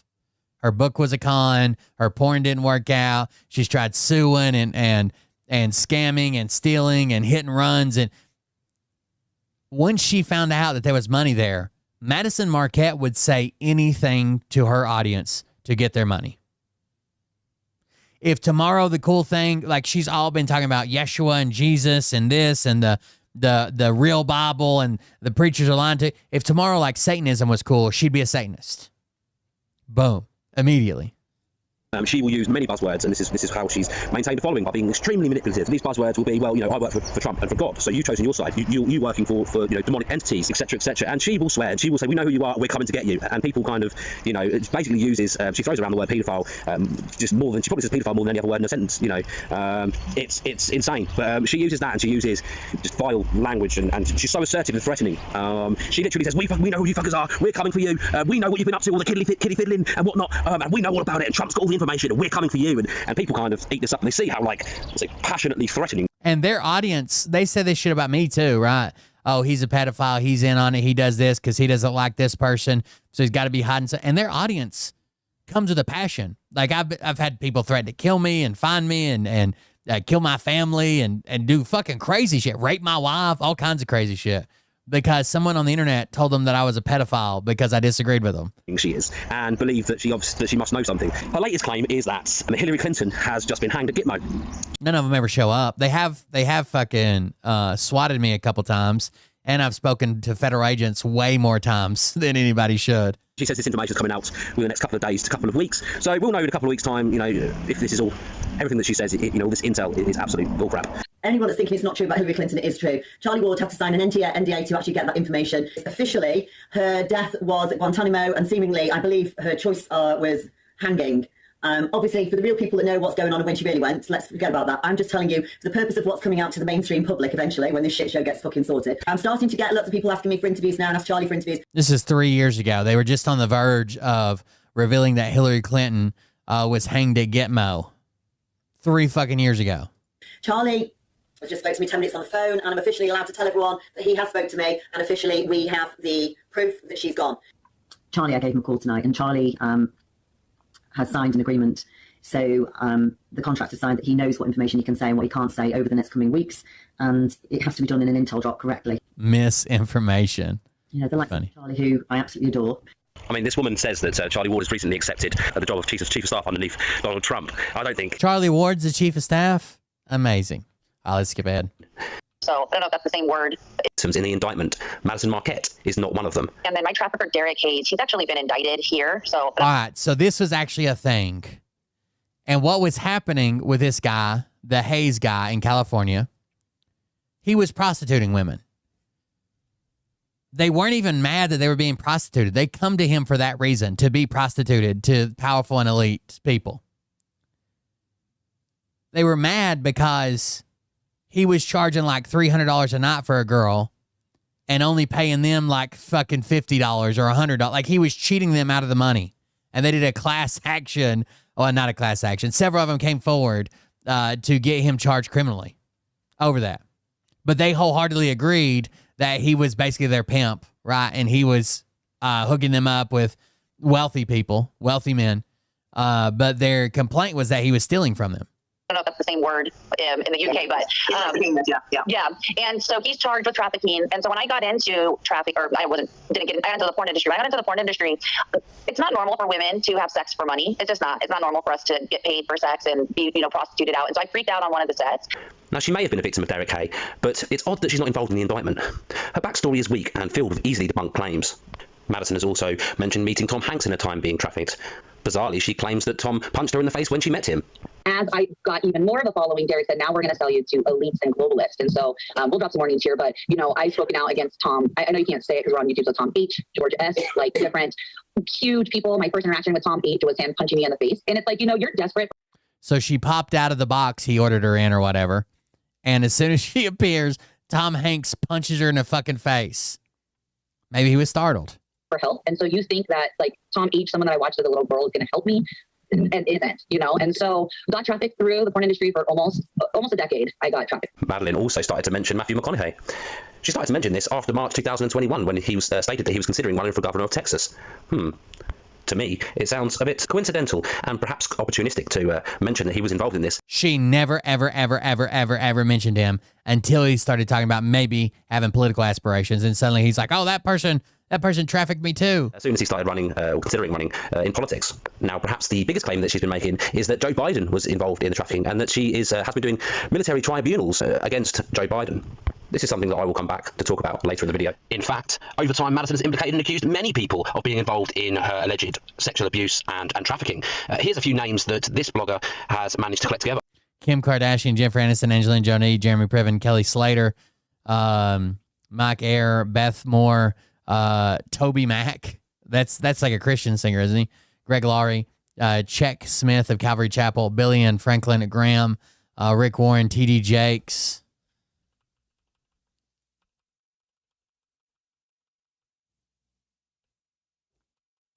Whitney Houston, Tom Hanks, Kenneth Copeland, Joe Osteen, Tyler Perry, Oprah, Matthew McConaughey, Joe Biden, and Mike Pence. All trafficked her. Few names that this blogger has managed to collect together of names that she's accused. I'll leave a link to this blog in my description. One of them's a professional surfer. On top of all this, Madyson has accused certain church ministers for their involvement in human trafficking. Now, although some or all of this is possibly plausible, there is no proof. She's provided no proof, and no proof can be found of any involvement from Madyson regarding any of this. It seems as if she's kind of jumping on the bandwagon of people that have been mentioned. What she needs, $100,000? Right, $1 million, 10% bail, $100,000. I don't know if she'll be able to do that or not. Depends on how her GoFundMe goes, I guess. I don't know what she's been doing recently or how she's been making money. I haven't covered her in a long time. In these sort of things to, try and validate some sort of... She's got $1 million. Oh, it's $1,005,000, isn't it? story, though to me it seems very opportunistic and highly unlikely. Number 6, body language. Sure, if they require like a full cash bond, she does seem like a flight risk to me, but I don't know if they know that or they'll argue it or whatever. So from the get-go, watching some of Madyson's videos with her making some of these wild claims, one of the things that I noticed was inconsistencies with the body language and visual cues that you would expect from someone telling. And we want to address those things. And so here we go. Let's ask this first question. Why is there no tangible evidence of what you're accusing these mega church pastors of doing? Well, there is evidence. It's just not shown at this point. There is stuff that's out there, and I have released Why is there no evidence? There is evidence. It's just all secret. certain things out there. But here's what happens. It doesn't matter. That's the same question, lady. Right? If it's secret evidence to the general public, then there is no evidence. What evidence I release. Either it's I get told it's not true or it's altered or whatever. And so there is evidence out there. But I also, there's a lot of moving parts here. I am suing my traffickers. I am suing certain people. So there's things in the court that can't come out yet. And the other thing is, first and foremost, I'm a mother and I was trafficked through the porn industry. All right, let's grab this. Hold on. Shout out to M Seeker. His video. This is probably one of my videos. It's probably way fucking long, but we can check out part of it. 20 minutes. This Madyson Marquette, Stacey Dawn Williams, whatever, is a liar. And I know I'm going to catch some flack for this. I know people are going to stand up and say, you can't say nothing about her and she's had a horrible life and this and that. She is a liar. I don't believe 99.9% of her story. I'm almost certain it's false, but I can already show you the pieces that are proven false, that she's actively lying about. And why lie about these pieces of the story if the rest of the story isn't also false? Why make up these portions? So I'm going to show you one that we discovered last night. I had kind of been developing on Twitter for a while, kind of fell into our lap. So I'm going to put this in a single video. Let's check it out. That way you want to watch the whole stream. This first picture here is from a post that she shared. This is hers. Madyson Marquette shared a post. This is from June 4th at 12:35 p.m. Madyson Marquette. And if I'll zoom in just a little bit so you guys can read it better. I was just sworn in as a lawyer in the state of Washington. The clerk or judge took this picture after I was sworn in. They tried to get it of me swearing in, and they got me bowing my head for a quick second, thanking Jesus for this moment. Words will not express how I'm feeling at this moment. Due to the scandemic, they did the swearing in over a video call. To all the ones who said I was a whore or stupid or unintelligent would not amount to anything, and the ones who stole so much from me, look at me now, from being trafficked to a lawyer, will still finish my JD in my state and take the bar exam in my state. But for now, I'll settle for being a lawyer, the state of Washington. The state of Washington. Okay, she claims her whole backstory, all the way from the industry she was in, all the people, all the stars, all the politicians, everything going on there. She claims all that. She claims to be kicking down doors and rescuing kids. She also claims, I don't know if you even know this, but she claims to be a lawyer in the state of Washington. Okay, a lawyer in the state of Washington. So some people on Twitter went to and looked for her name as becoming a lawyer in the state of Washington. It was not there. She since deleted this post and made all her stuff private, but she accidentally left up this post. This post is on her Telegram account. Okay, this is Madyson Marquette. Her news. It's still up right now, or was last night when I screenshot it. I took the law bar exam a while back for the state of Washington. Since in the state, you do not need your JD to take or pass the bar exam. I failed once, and this time around I passed. So in the state of Washington, that is technically true. Like if you have a BA and you do a few years of like an apprenticeship under a lawyer and practicing law and hit a certain number of hours, you can take the bar exam without going to law school. That is for the state of Washington. There are only 5 states that do it. The state of Washington is one of them. Washington, D.C. is not. And you'll see that in a minute.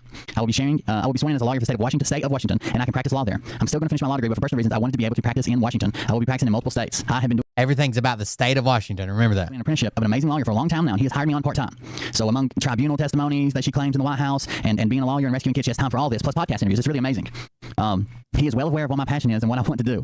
I will still be rescuing these babies. That will be my first priority. And second priority will be filing suit and tribunal testimony in the White House. By the way, the reason I said that I'm going to catch flack for this is people are like, she was sex trafficked. You're not allowed to fucking make videos about her. She was a victim. Oh, we're calling out victims now? Like, it was such stupid bullshit. Business will be 2 filings. We'll be filing 2 filings. 1, impeachment papers against the fake Joe Biden. Second, I will be filing suit requesting damages against Joe Biden. And these career politicians who were involved in the, I can't say that word, torture, severe abuse towards me, crimes against me, selling me without my consent, and the crimes against humanity. These are outside of the lawsuits I currently have filed against some elite and globalists. A 2008 amendment to the Trafficking Victims Protection and Realization Act allows survivors to bring civil claims against businesses that only benefit from their participation in what they know or should have known was a trafficking venture. Since the United States of America is a corporation, I will be filing under this act. The Attorney General's office in Washington has not filed any charges in a human trafficking case since 2008. Something is wrong here. I'll expose it all. So on top of the children, on top of the tribunals, on top of being a lawyer and filing these suits, she's also going to expose the state of Washington. She's going to go inside the Attorney General offices of the state of Washington and figure out why they're slacking. Okay? Now all of that was for Washington State. The only time you heard Washington D.C. was when I found it and told you there is no apprenticeship program for Washington D.C. You can look it up yourself. The only way to be a lawyer in Washington D.C. is to go to law school and pass the bar exam. So if we close this out, she recently did an interview with David Nino. So again, I called her out and this went public. I called her out and said, no bullshit. You're not a lawyer in the state of Washington. We've looked up every new lawyer that was admitted in the state of Washington. So what did she change her story to? And to David Nino's credit, he actually asked her some of these questions and acted like he doubted her a little bit and made her answer these questions and told her that she owes it to us. Like basic, we're not asking for your address and what you had for dinner last night, but basic stuff about your story so we can trust it would be nice. Too bad you can't give us those things. Let's listen to what she claims now. Here we go. And And now I've heard through the grapevine, I don't know this too. Are you a lawyer or you're not a lawyer? So I am a lawyer in Washington, D.C. Washington, D.C.? How? Wait, you made several posts about Washington State. Why would it be Washington, D.C.? And now I've heard through the grapevine, I don't know this too. Are you a lawyer or you're not a lawyer? So I am a lawyer in Washington, D.C.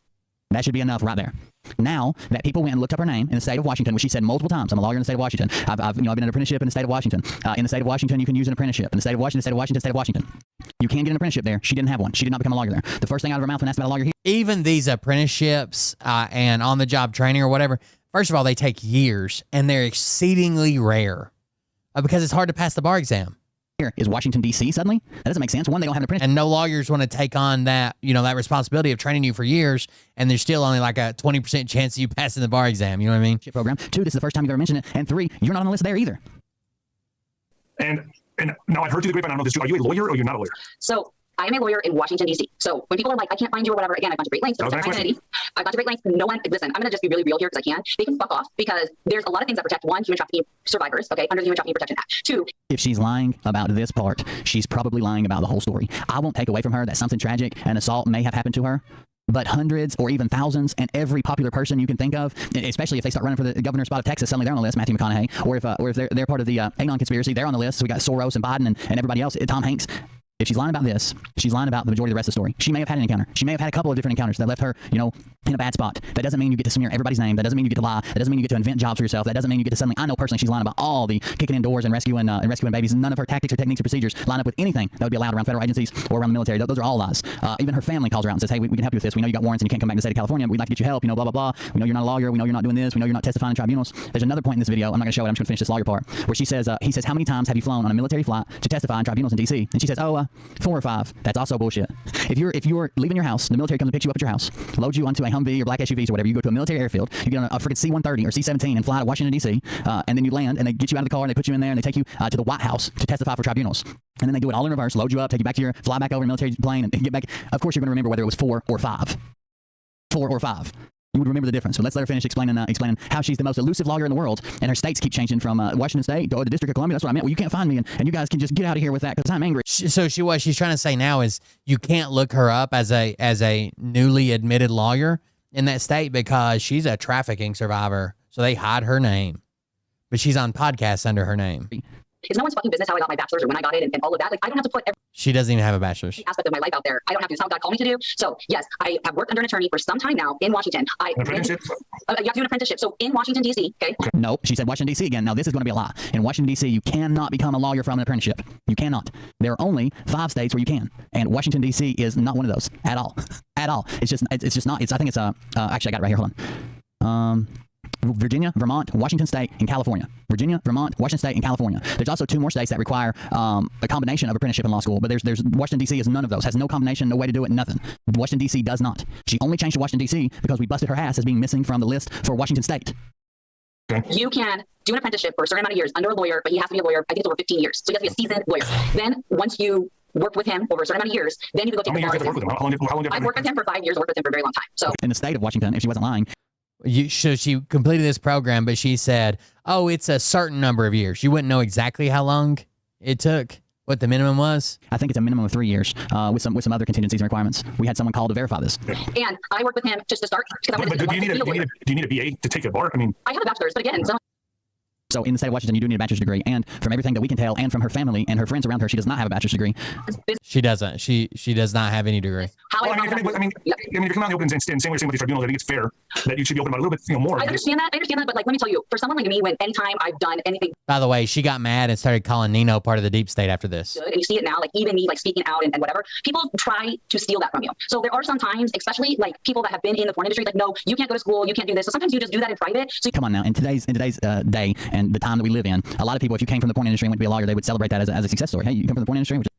I'm doing all right. I've been better. I could complain, but it ain't going to change nothing. So cool. If that's what you want to do. You became a lawyer. Awesome. Yeah, that's great. Good job.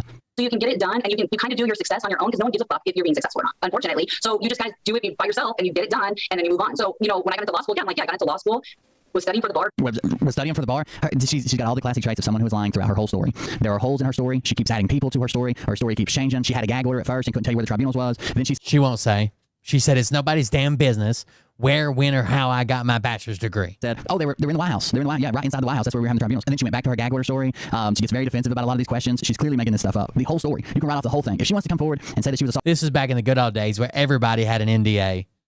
Everybody had an NDA. They're just handing them out left and right. By this person when she was this age and blah, blah, blah. And she wants to go press charges and won't go to court. Cool. The rest of the story is bullshit. In Washington, I worked for someone. I worked for him originally to see if I liked the law enough to be able If I like the law enough. to like even go to law school. You went to law school and you passed the bar. I am still in law. So here's the thing. So here's the thing. Colorado, I have my bar license in Washington. In Colorado, I was in law school. The state that I am now, I'm transferring my law school. I will take the bar. I still am going to finish law school. I still have 4 years of law school. I'm still going to finish my law degree in my state and take the bar exam in my state. I purposely took it in Washington to show how corrupt Washington is. It's like she took it ironically. She ironically became a lawyer. For the irony, guys. For the memes. I became a lawyer in Washington, D.C. Ironically became a lawyer to show you how corrupt Washington, D.C. is. Too bad this process of apprenticeship doesn't exist in Washington, D.C. And too bad you weren't claiming that you did this ironically. You were claiming that you were going to file against Joe Biden and you were filing against this person. You were filing against that person. But she ironically took it to show you how corrupt the whole system is. She's a lawyer by way of irony. you should have to go to law school and not just be able to take your bar exam. Because how many corrupt attorneys are there? A lot. Not saying the one I work for. He's totally not. But that's what I'm saying. Is it's so corrupt. Right. And the school system, the higher education system will make you less corrupt. That's what I'm showing. Out of irony. I was becoming a lawyer to show you how corrupt the system is. Let's see it. And the reason I did it in Washington so I could file a lawsuit. Wait. First it was out of irony to show how corrupt lawyers are. Now you did it in Washington, D.C. because you want to file in Washington, D.C. Let me guess. You're one of those people that thinks that the USA is a bankrupt corporation, huh? Against the United States corporation. I can file a lawsuit against the corporation, the bankrupt corporation. Not sovereign Americans, but the bankrupt corporation. Who were the lawyers there at the tribunals? That's about it. She won't give away the lawyers' names. That's it. I just wanted to. We covered this last night. We found it last night. We got a real in-depth talk about it last night. But it's at the tail end of my stream. Maybe you didn't see it. Maybe you didn't make it all the way through it. I wanted people to be able to see this part. She's a liar. If she's lying about something so stupid as getting her law degree, and then she can bet the rest of her story has holes big enough you can throw a live cat through and not touch the sides. Okay? She is lying about this. It is bullshit. You can flag her. It's lies. It's lies. You need to stop taking legitimate places that are helping victims, legitimate victims, and helping people and women and children or whatever, and putting her face anywhere near it, doing any interviews with her, bring her on the show. It's bringing legitimate places down because when her story collapses, she's accused every major televangelist. She's accused the sitting president. She's accused movie stars. She's accused Matthew McConaughey. As soon as he announced he was running for governor of Texas, suddenly it was him. She's accused all these people. When her story falls apart and nothing comes from it, she's going to damage these legitimate places that are actually out here doing work and trying to help people. And she's being tied to them right now and propped up by that stupid The Great British Bird and Charlie Ward, both known liars. She's being propped up by them and any podcast that they can get a hold of her. Even Michael Jaco didn't call her out on her bullshit. Even Michael Jaco, Navy SEAL, didn't call her out on her bullshit when she was talking about how she's combat trained and gun trained. Instead, he said, well, ain't they calling me? I've had a bunch of training. I'd like to go. And then offers her a lap dance. I'm not making this up. This is the bullshit we're living in. Somebody's got to call it. I guess it's me for now. We can see you on the next one. I have a stream tonight, guys. Check it out. Hit me up. Like, subscribe, whatever you want to do. And I'm out of here. Have a good one.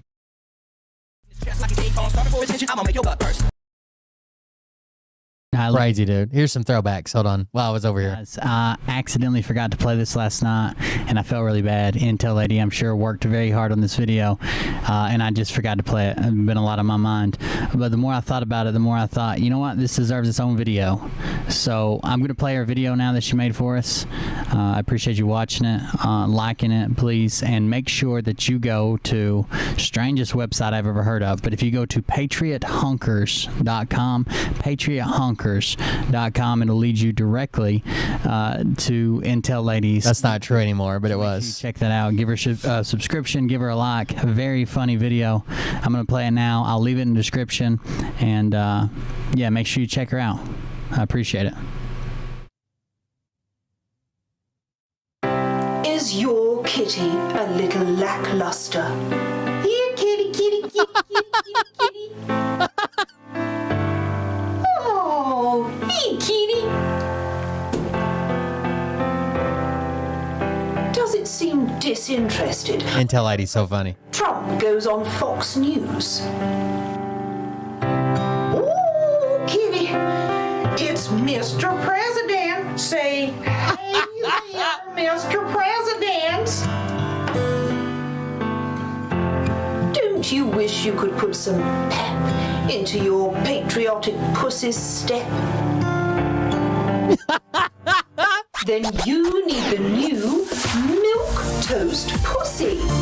Milk Toast Pussy is a patriotic supplement for your cat. Brought to you by the good guys at the Patriot Feet Hider Company, Milk Toast Pussy has the ideal balance of That's what Scott McKay calls everybody's milk toast pussies. conservative values blended together beautifully with a dash of I bought the domain name patriothunkers.com because every time she did Kirsten W. impression, she would pretend like her advertiser was Patriot Hunkers. And she would say, go to patriothunkers.com and use code Kirsten W. or whatever. So I bought patriothunkers.com, hosted it, and just had it redirect to our YouTube. But then when Kirsten W. died, we talked and we decided it'd probably be better just to take it down. So we did. Ivermectin and a sprinkling of cornbread. Ooh. Oh, my kitty loves her cornbread. Now your kitty will have a patriotic pep in their step. Milk toast pussy. Pep up your patriotic puss. Very good. We need to get some for Bert Bert.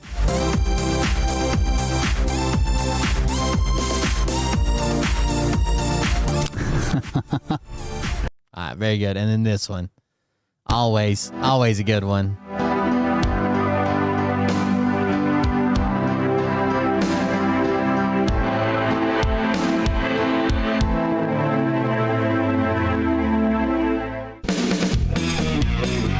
Patriot, street fighter, kicking ass and taking names.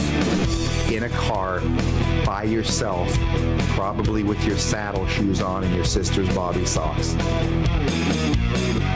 Patriot, me diver gonna do a little dance with this tomahawk.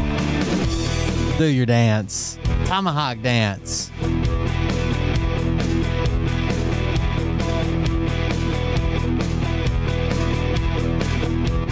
Oh, he's so good. Patriot, meat rider coming to your town on his motorbike.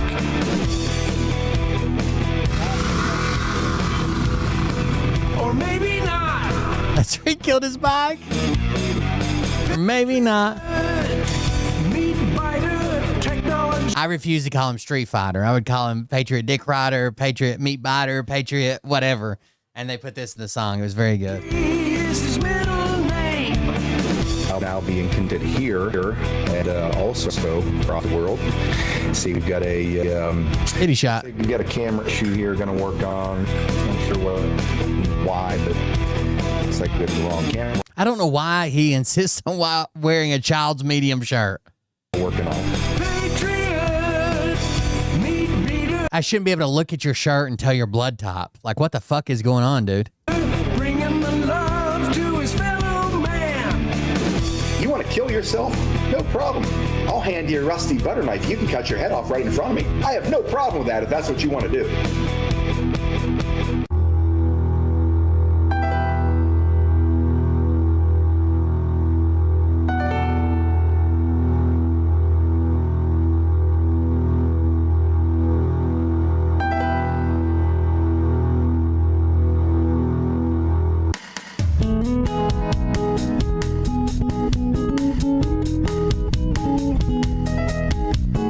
Patriot, wheat fighter, give us a call, we can do it all. There's a weird edge on my green screen.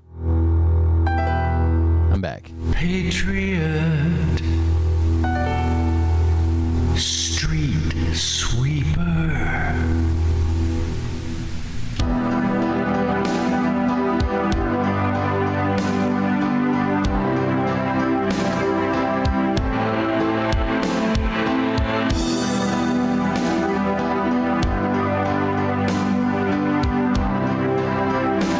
So sad. The turn, the twist.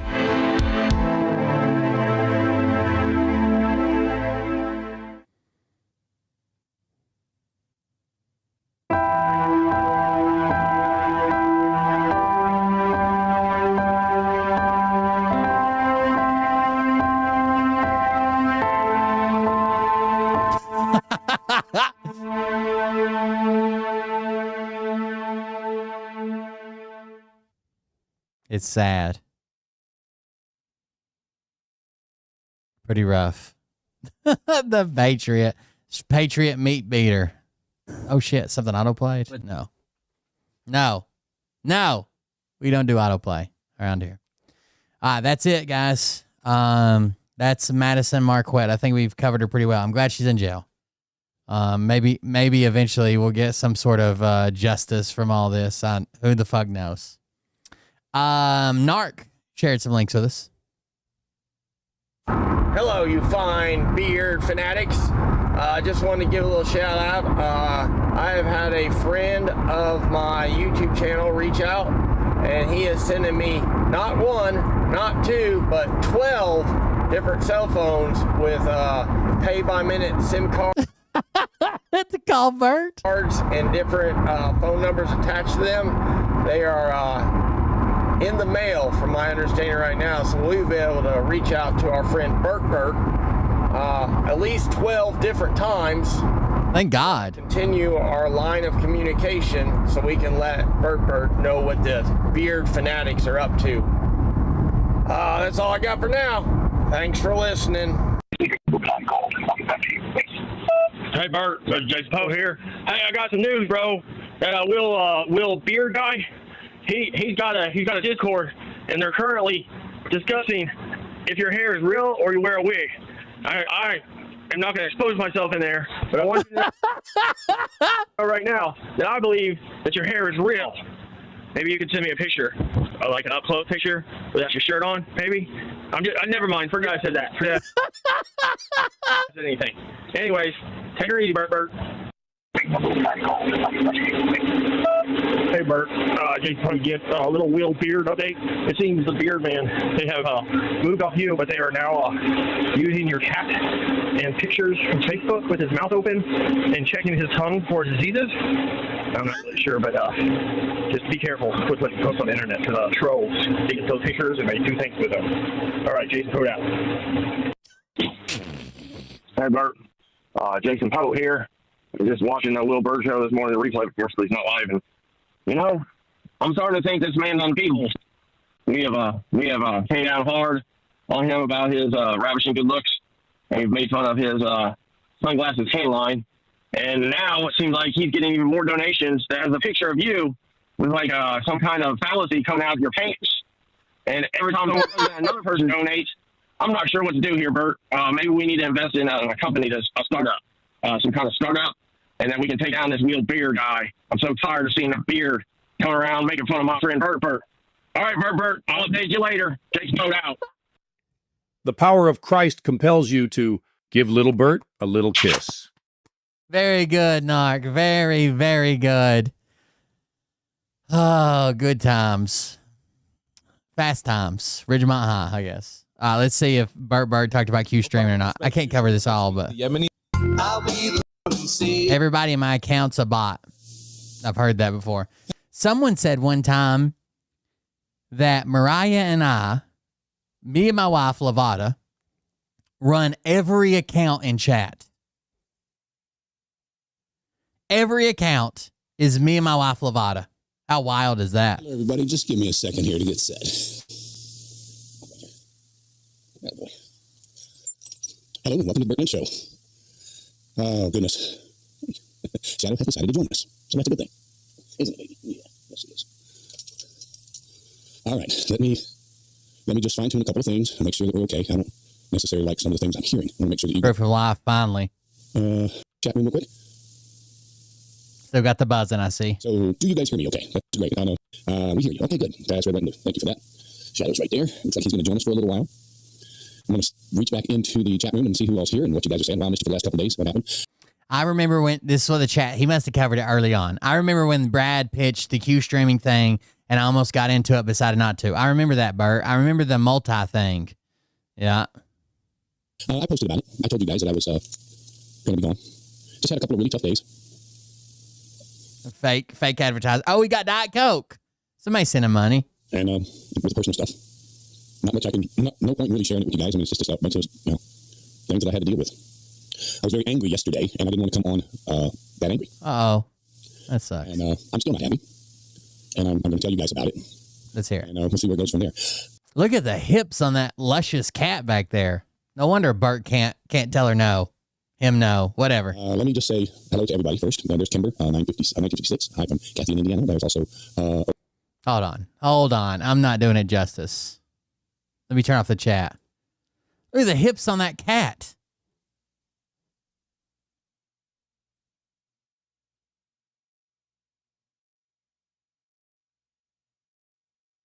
No wonder Bert likes to watch her leave. Oh, that's Cam, 1956. Sorry about that. No, Kimber 711 right there below. Kathy M is in the room. Red, white, and blue is here. Jesus Christ loves us. And a couple of folks that sent me. You nasty, Bert. Live aren't here yet, but. You nasty. Quick text so they know maybe they didn't see it on Facebook. Gotta send my viewers a text. Wake them up because maybe they didn't see the announcement on Facebook. But, get in here, you assholes. You said you would be here. I've had some very strange couple of days, and we're going to talk about it a little bit. You have that.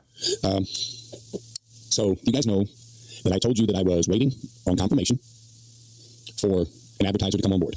Imagine watching Bert's show a few times and then having an off night or out to dinner with your wife or playing with your kids or whatever, and you get a fucking text message that says, "Where you at? I'm live, man." Well, they're not coming on board. And I wonder why. Simply because they lied to me. They misled me. And it turns out that I was right in the first place. I want to wait for a few more people to show up. I see some new people that I've never seen before. There's Tammy Huey in the room. She said, "Thank God." They lied to him. They misled him. Q Streaming's not coming on board. And I thought all of us haters were going to kill ourselves. That's a direct quote from you. We were going to kill ourselves when we heard the news. Seems like more like I called it. It was bullshit. You didn't have a sponsor. "The sound is good. Jesus Christ loves us." Yes, I hear you. Tracy LF, don't know who that is, says hi there. Welcome to the room. This is, I think, might be your first time here. We have got a lot of people watching, but some of the folks that normally are in the chat room aren't here. Could be because I'm going on late tonight. So I guess that's where we'll have to leave. We actually got more people watching right now than normal, so the word must be out. The Bert's going to make some sort of announcement. Must be. WRUADA. I wish I knew how to say that. I just don't know what that means. You, Shadow? You know what that means, baby? Oh, he wants to get on my chair. Hey, I see you reaching on me. I thought to reach him in the chair. I see that. He's a good boy. Lapel is in the room now, and the Lien's just joined us. Okay. All right. So let's. Waruda. WRUADA. Waruda. They put my mama in the COVID hall when she was dying because she never took the vaccine. Waruda. Let's just get into this. There's no way to do. I'll share some news in a while, but this stuff is personal stuff that needs to be talked about, that you guys need to be clued into. And so I see there's a lot of people watching that don't normally come in. So first of all, I want to say that I got a phone call, first a text message and then a phone call this morning from Rita D. Chapman, who I refer to as Darlene. Rita Big Thumbs. We've been friends for a long time, and she wanted to make sure that we still are. And we are. And we've had a spat going for the last year and a half. Yeah, Rita called you out as a scammer and a grifter and a piece of shit. I remember that. A little bit for, she's begging people for money, telling me that, some of the things that I believe she said she didn't say. Listen, I'm a forgiving person. All you have to do is ask me to forgive you. If there was a mistake made, if there was something said, or if there. Bert, would you forgive me? Because I'm getting ready to say some fucked up shit about you. So I need maybe an advance forgiveness. If there was just a misunderstanding, it can all be fixed by just having a conversation. That's all it takes, and that's what we did. And I've always admired her. I've always loved working with her. I love singing with her. She's being attacked. And she told me that she's been defending me. So thank you for that, personally and professionally, out loud to everybody. I thank you for that. And I know that defending me can become problematic because there's so many haters out there. And so it's part of the business. It's part of the. There goes Shadow. Where you going, baby? She's looking for anybody to be on her side. I don't think Brad will talk to her anymore. Come back over and sit with us. Maybe not. Well, you're welcome to come back whenever you want. So the best thing for me to do is just get into this thing. I want you guys to remember that way back in the day. I don't even know how to start with this. It's just so frustrating to have to share all this with you, but okay, let's hear it. I sat on this for over 24 hours. And anyway, I'm glad Rita and I are talking again. And, he said, she said stuff needs to end. And she's right. The podcasters are all attacking each other. And it shouldn't be that way. Everybody's competing for a small amount of audience, and that's just not the way to do it. And the audience got a lot smaller once Trump got elected and nothing happened, right? There's so many more people that are jumping off all these crazy conspiracies, and Epstein list didn't help, and no trials and tribune, none of that shit helped, right? Their audiences are always getting smaller. When we all first started doing this, we all worked together. We were on each other's shows. We talked about each other's shows. We agreed with each other. And when we didn't agree with each other, we did it civilly. And then everybody started competing for, here's what happened. When it got to the point where people were making money on their podcast, they suddenly decided that they wanted to be the only ones to make money on their podcast. Damn. You just wish you could make money on your podcast? And some of them made a lot of it. And we're going to talk about that tonight. Oh, thank you. Somebody just sent a donation. I appreciate that. Is it just because I started covering Bert? Is that when they start rolling in? Thank you very much for the PayPal donation. You can support the show at coldbeer.fund. It really makes Bert upset. We're going to talk about why some of them made a lot of it. And I'm going to start this way and then just see where it goes, okay? If you guys remember a couple of years ago, a company called Q Streaming came into the chat room area. And I see a lot of people on here that I've never seen before, Carol Watson, and I'm thinking that maybe that's because Rita might have mentioned me on her show. I haven't seen it, and that might be why there's so many more people in the room right now. And welcome to all of you. I have a rule here in this chat room: if you're vicious, if you're mean, if you're obnoxious, if you cause problems, I block you. Oh my God, just get on with it, dude. How many? The show. If you come back a second time and you start any more trouble, I will block you forever. That's one of the. He started this announcement 15 times already. We don't have that many people in the chat room because the people that like to go in other chat rooms and cause trouble can't do that here. I won't let you. I had a moderator that's no longer moderating with me, who had zero patience and just banned everybody forever. Bless their heart for trying to protect me. That's all they were doing. But it caused people to not want to be in the chat room, and I kind of understand that. So I opened the doors for most of them to come back. And and he bragged. I don't know why he's blaming this moderator. He bragged about this. You guys remember he said, we got the Terminator there. Nope, the Terminator, get rid of him. Go. If they say you're gone forever. The Terminator, the Terminator, the Terminator. You bragged about that. You empowered that. You clearly instructed them to do that. Don't blame them for doing exactly what you wanted them to do. Listen, I don't want to get into a debate. So Carol Watson, Rita has never had to ask for a dime. Okay, Rita doesn't have to do that. I'm not trying to say she did. Stop putting words in my mouth and don't start with me tonight. I know you're new here. I never said she asked for a dime. I said the other podcasters who started making money, and some of them did make a lot of money, became very greedy with their audience. That's what I said. I'm not going to take any crap off anybody tonight, so don't start with me. I'm going to tell you. Ooh, already. No, and it's going to piss off a lot of people. Okay, so let me just get into that. If you have a question about the Q broadcasting or Q streaming thing that I'm talking about right now, ask away. Now, as I was saying, it was basically what happened was thank you. Another donation just came in. $20 there. Thank you very much. Eat it, Bert. They said, eat it, Bert. The power of Christ compels you to give little Bert a little kiss. Thank you very much for the donation. I appreciate that. I forgot what the fuck. Oh, basically, if they didn't recognize your name, they would say, are you new here? And if I don't know what the secret code, if you said yes, if you said no, if you said, I love Bert, it didn't matter. They just banned you if they didn't recognize your name. How are you ever going to grow an audience if you only allow the people in your audience that are already there? Q broadcasting came into existence, and it was Brad Barton that introduced it. Okay, now I have reached out to Brad. I haven't talked to him in a year and a half. Now, I hadn't talked to Rita in a year and a half until today when she reached out to me. And I reached out to It was not Brad Barton who introduced it. It existed before, but Phil was the first person offering it. Phil and Brad talked, and then Brad started offering it. He actually had a big announcement with Phil on.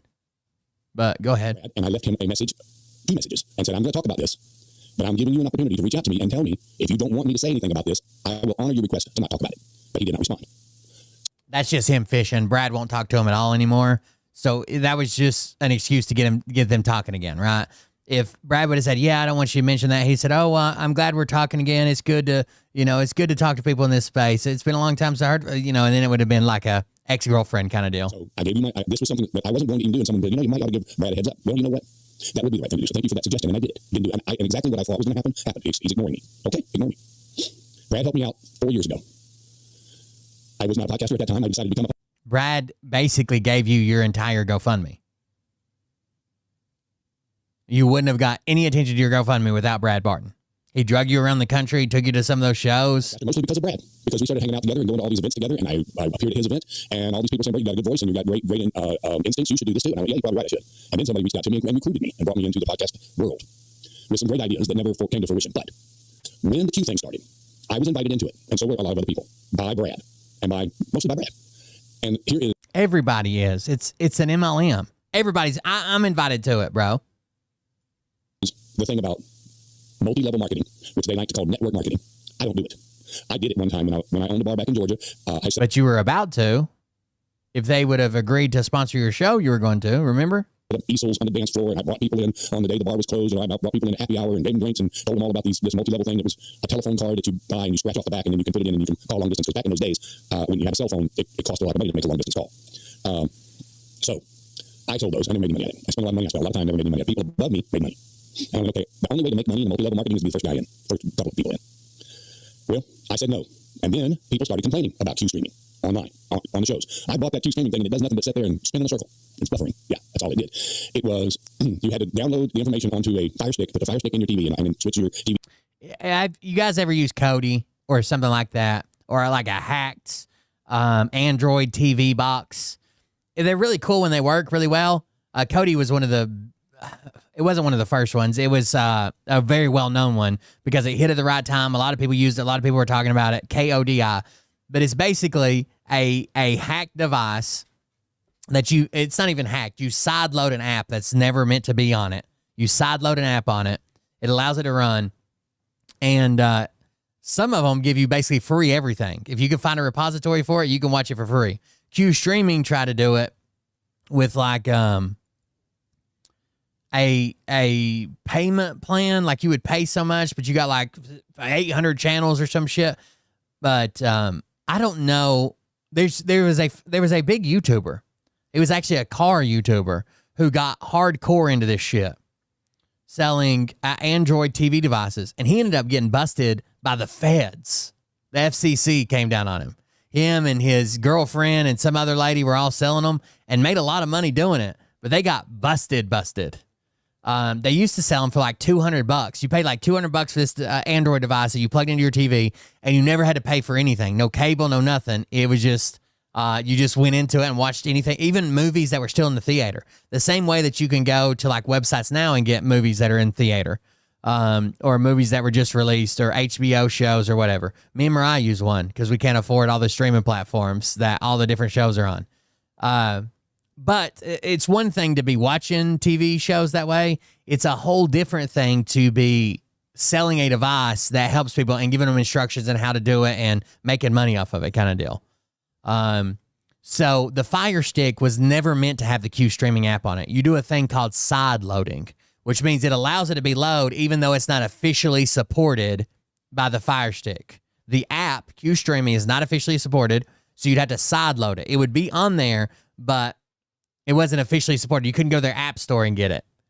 You did it from a computer, or they might sell you one that's already side loaded. I don't know. But a lot of people got busted for it, including that some YouTubers and some fucking TikTokers and influencers that were selling these devices. Amiri King, the comedian, the comedian that's like he tells jokes about being in prison and shit. He got busted for it. He sold them at one time for like $200 a pop. They came with like a little remote that had a keyboard on it, and you plugged it in your TV as an Android device. He didn't get busted for it. He just stopped when everybody else got busted.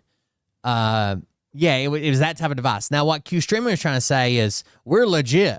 We're legit. You just pay $60 a month, and you get 800 channels, all the movie channels, all the HBO, all the stars, So either one, they were lying, or two, they were probably stealing content. Because your cable provider can't give it nowhere near that cheap. You know what I mean? Like, how are they getting it? Are they calling like HBO and Showtime and Cinemax and working out individual deals for that fucking cheap? That seems weird. TV settings to that Fire Stick to be able to watch the channels that were on Q Streaming. And none of that to me seemed like convenient enough that would cause people to want to spend $60 a month for it. Okay?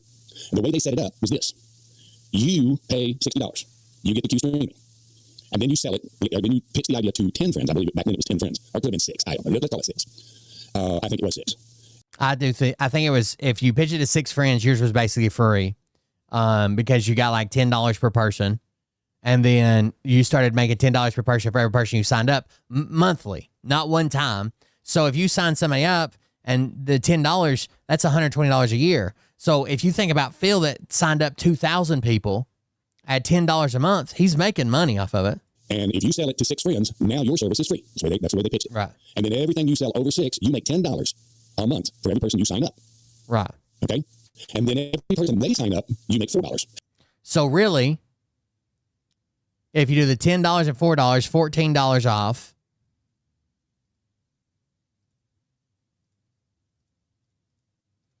So really, and they'll have to give $10 for that person. So that's $24. So really, they're selling the service for like $35. So you'd get 10, the person below you'd get 10, and then they'd get 4. That's $24 off the maximum customer lifespan or whatever per month. So really, they're selling this service with all the sports, all the pay-per-view they claimed, all the movie channels, everything that you can get cable that you would have to pay for, all free for $35. I don't think they negotiated that price. I just don't think they did. Now listen, if I got that wrong and it's $3, that doesn't matter. That's multi-level. I don't care what they say. Of course, they told me, that's not multi-level. That's just direct market bullshit. It's 2 people. That's multi. 1, 2, multi. It's multi-level. It's illegal. And that's why people in multi-level won't call. No. It's not illegal. A pyramid scheme is illegal. And there's a fine line between pyramid schemes and multi-level marketing. Pyramid schemes, according to the government, have no real product or no product of real value. So let's say, here's a straight pyramid scheme. I tell you to pay me $100 a month. You tell people below you to pay you $100 a month. And we just keep doing that and we sign people up. There's no product there. And the government would come and say, no, that's a pyramid scheme, and shut it down. There's no product being sold. The actual product is signing people up. Okay? Now let's say, oh, I'm smart, so here's my product. It's a Post-it note. You give me $100 a month, I give you a Post-it note. You get people below you to give you $100 a month, you give them one of these Post-it notes. Well, that's a product of no real value. They saw companies do that too, so that's also illegal. But the fine line and why a lot of companies don't get prosecuted, like what's the essential oils MLM out of Utah? It doesn't matter. Or LuLaRoe, that's an MLM, or a bunch of these companies, is because they do have a product of value. But you'll make very, very, very, very, very, very little money selling the product of value. The actual game is to get people signed up below you to where you have this income, doTERRA, to where you have this income coming in constantly, right? So it's a fine line, and the government decides what is a pyramid scheme, what is multi-level marketing. Multi-level marketing is allowed. It is like, God, what is the, hold on.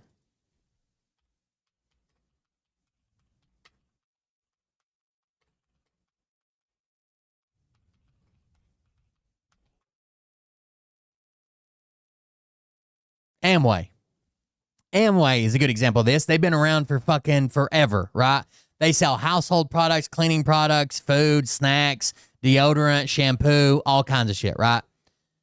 You make so little money. Like somebody can come to you and spend like $800 in Amway, and you'll make like fucking $5 or $6.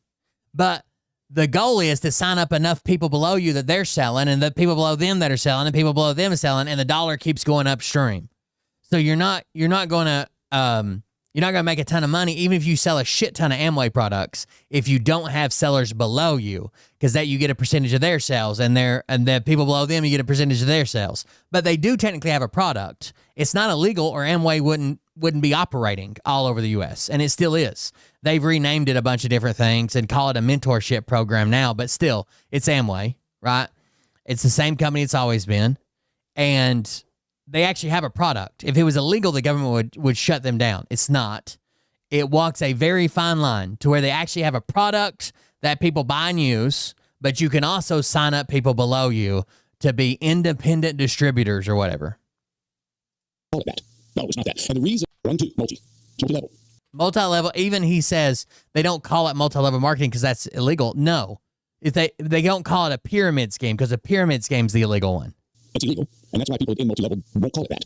No, it's not that. And the reason why I won't do it is because... The reason why they don't call it multi-level marketing is because it has a negative connotation. So they'll call it direct marketing or freelance entrepreneur opportunity, all kinds of weird shit, right? Pyramid scheme is the worst thing that you could call it because, one, the government considers that illegal, and two, it has really, really, really bad vibes attached to it. Multi-level marketing is the second worst because people are like, multi-level marketing, is that where that girl I haven't talked to in 30 years that I went to high school with calls me up and says she has an exciting opportunity to work from home and make $500,000 a month? So instead, they'll call it all kinds of weird direct consumer pricing, buyers club, whatever. Just because it sounds negative when they call it multi-level marketing. There is nothing illegal. I could start a multi-level marketing company today, as long as I follow the rules to not be a what? A pyramid scheme. Because you start making a lot of money, and then the company decides that they're going to cut off some tiers. They're going to cut off all the tiers maybe, or just one or two tiers, and suddenly your income comes down. And you're making pretty good money, and then all of a sudden, boom. That's not usually what happens. Usually what happens is like with LuLaRoe. LuLaRoe is a good example. LuLaRoe, all these people get into it. It gets a bunch of hype. A bunch of people want to get on. The stuff's expensive, so you want to join to where you can make money, get your stuff for free, and get a discount. And it goes to this huge fad. And everybody signs up, and you might have 100 people below you. But then what happens is the people at the bottom aren't making money. They're usually losing money. In Amway, people used to buy and just stock the shit and garages full of the shit just to stay qualified for the point and this and to be a freedom eagle and blah, blah, blah, whatever, right? So usually it goes to this huge fad, but then they say there's 100 people below you. Well, the 100th person is not making any money. So they're like, fuck this after like a month or two. That means the 99th person below you is now not making any real money. They're probably losing money. In fact, the government says that I think it's like between 95 and 99% of people who join these MLMs don't even make back their initial investment. That's the amount of money you went to sign up for it. Not buying inventory, not trying to sign up your friends, not driving around, not trying to sell, not trying to do this, right? No. It is literally the money you pay to join. When they say you got $500 fee to set up your business or whatever, you won't even recover that. Well over 95% of people do not even recover that. So what happens is it expands like crazy, like a pyramid.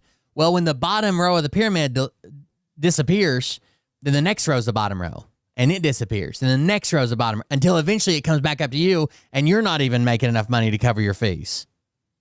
Some of your money's gone because they said, we've eliminated that. And I always bought LuLaRoe from sellers that were getting out of the scam. They would sell it cheap as shit because they're already up to their eyeballs in fucking debt, right? They thought it was going to take off. They thought they were going to be the biggest seller. They're going to get these rewards and trips and cruises and make a ton of money, and all their clothing was going to be free, and then it just didn't happen. So now they close their business. They can't send the inventory back, so they just sell it for whatever they can get out of it, trying to cut their losses. they can do it because I've been around it forever. If you'll remember, Brad Barton was involved in a company called Team National, and he had everybody and their brother signed up for it. And for years, because he was very successful at it. And that's why he had such a large podcast audience immediately, because he told his Team National people to tune into his little talk show, and they did. And God bless him for that. I'm not complaining and I'm not criticizing. That was brilliant. Robert Lien says, I remember when Brad pitched the Q streaming and I almost got into it, but decided not to. I remember that too. And he would hold, here's what happened. Okay, like I said, I'm not criticizing Brad. I'm just telling you what happened. And I don't usually talk this much about him or anybody else, but tonight we're going to. Because of what happened. The one they all did as well as Q streaming, and Phil did it as well, was the Patriot Switch. All these companies are owned by like 3 major companies, including BlackRock and Coca-Cola and Johnson & Johnson, blah, blah, blah. But we got real Patriot companies. And Phil did that. Phil is on a minor. Remember that? That was kind of worked in with the Patriot Switch.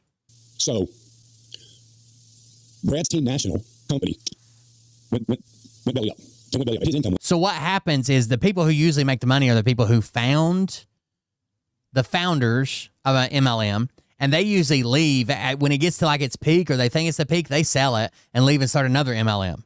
And then people that are really high up can make money for a while, but you also got to make sure you don't stay in too long, right? The guy that signed me up for Amway, I went there to make like business contacts or whatever. The guy that signed me up for Amway had his whole family below him and then like 60 more people below him. He made good money on the side, but it was everybody else selling. And then he had a big family, so he bought the amount. You have to buy a certain amount to stay good in the system to where you can even be eligible for bonuses from the people below you. So they bought all that stuff themselves. His wife was like an anesthesiologist and made a ton of money, and all their kids bought it, and they had their whole family in it, and down the line, it was just insane. The tribal health insurance, yeah, you get to see a witch doctor. And he has a family to support and a big house that he has. Someone blows smoke in your face, and another guy shakes a bone at you, and they're like, there you go. I thought I was getting an x-ray. There it was. That was it. The spirits have spoken. Maintain. I don't blame him for getting off of the podcast for almost a year while he went out and moved all of his Team National people, and he had to do just a few at a time, into a new system. I hope you guys are all making money at it. I know Brad is. I hope all of you are. And he and I were still talking, and I asked his permission. I said, can I advertise my new podcast on your page since you're not on, so folks can come watch me? And he said, I've got the text message. I'd be honored to have you do that. Okay. Now, God, he's drinking that Diet Coke like a madman. Somebody cut him off. I never got involved in the Q streaming thing. I didn't like the setup. That's it. That's all. I didn't trust it. About a month ago, I was reached out to by a person named, we'll just call him JC, who said, I've got an opportunity for you. I have talked to the owner. It was Jesus Christ himself? Of the company. And the owner's sister is the vice president of marketing. All right? And they changed it, and Bert, I got news for you. There's no longer a Fire Stick. It's an app on your phone, brother. It's an app on your phone. All you do is sign up for that app, and you can watch 1,300, 1,500, whatever it is, channels, all on your computer, on your phone, or on your TV, wherever you decide to cast it to. Brother. I like that. And he goes, I'm going to have Janet Begley, I believe is how she says her name, get in touch with you. Now, she is the vice president of marketing for a company and they've now changed the name to, oh, come on. Let me do a search real quick for you guys. I just want to make sure I get the name right.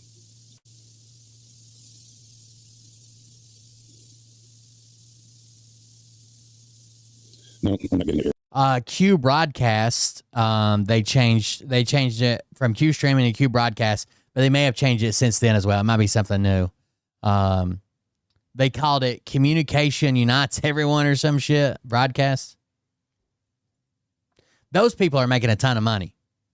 The people who own Q Streaming, if they're doing it legally, they're probably set up and have made fucking hundreds of thousands, if not millions of dollars. If they're not doing it legally, I'd hate to be there when the FCC shows up. Let me see. Yeah, Beglegey. She's with the Q Broadcasting. You guys may remember that my last show that I did, there was a Janet in the room going, we got some great news coming, Bert. It's all set. We're going to talk on Monday. You guys remember that?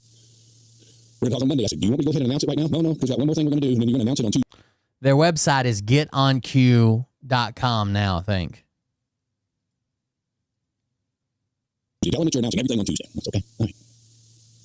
And for an entire month, they were telling me, we're just going to get you, we always get tech support to get in touch with you so we can get you signed up. And here's what they said.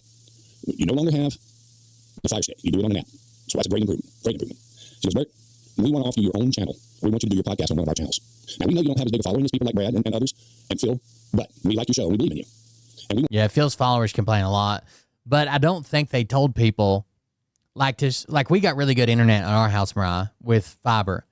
You remember how often it used to go out when we were streaming like I don't think they told people that you have to have like a super reliable, good connection, especially if you keep changing channels and loading new channels up all the time. I don't know. I want to give you a channel. And I'm like, really? And she goes, yes, and it's a 24-hour channel. You can do anything you want on there. Do as many shows as you want. I said, well, my idea is I'm going to do my podcast, but I also want to do a live music show. But I need a platform where the audio works properly so that I can do live music and have it not sound all compressed like they compress it on Rumble. She goes, yes, my people are going to get in touch with you. We're going to make all that happen.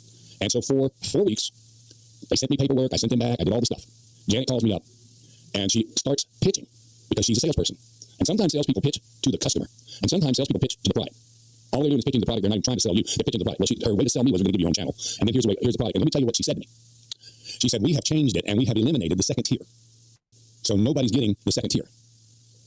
And she goes, people like Brad and Phil Godlewski are very upset because they've lost a lot of income because we took away their second tier. But we had to do that. The company just had to do it. And I said, well, that's fine with me because I wouldn't have done this with you if that makes me think that they've had to pay fees or more fees or something. there was a second tier. The way it was going to work was I would sign you guys up to be on Q, on the Q Broadcasting. And Q is an acronym, by the way. It has nothing to do with QAnon.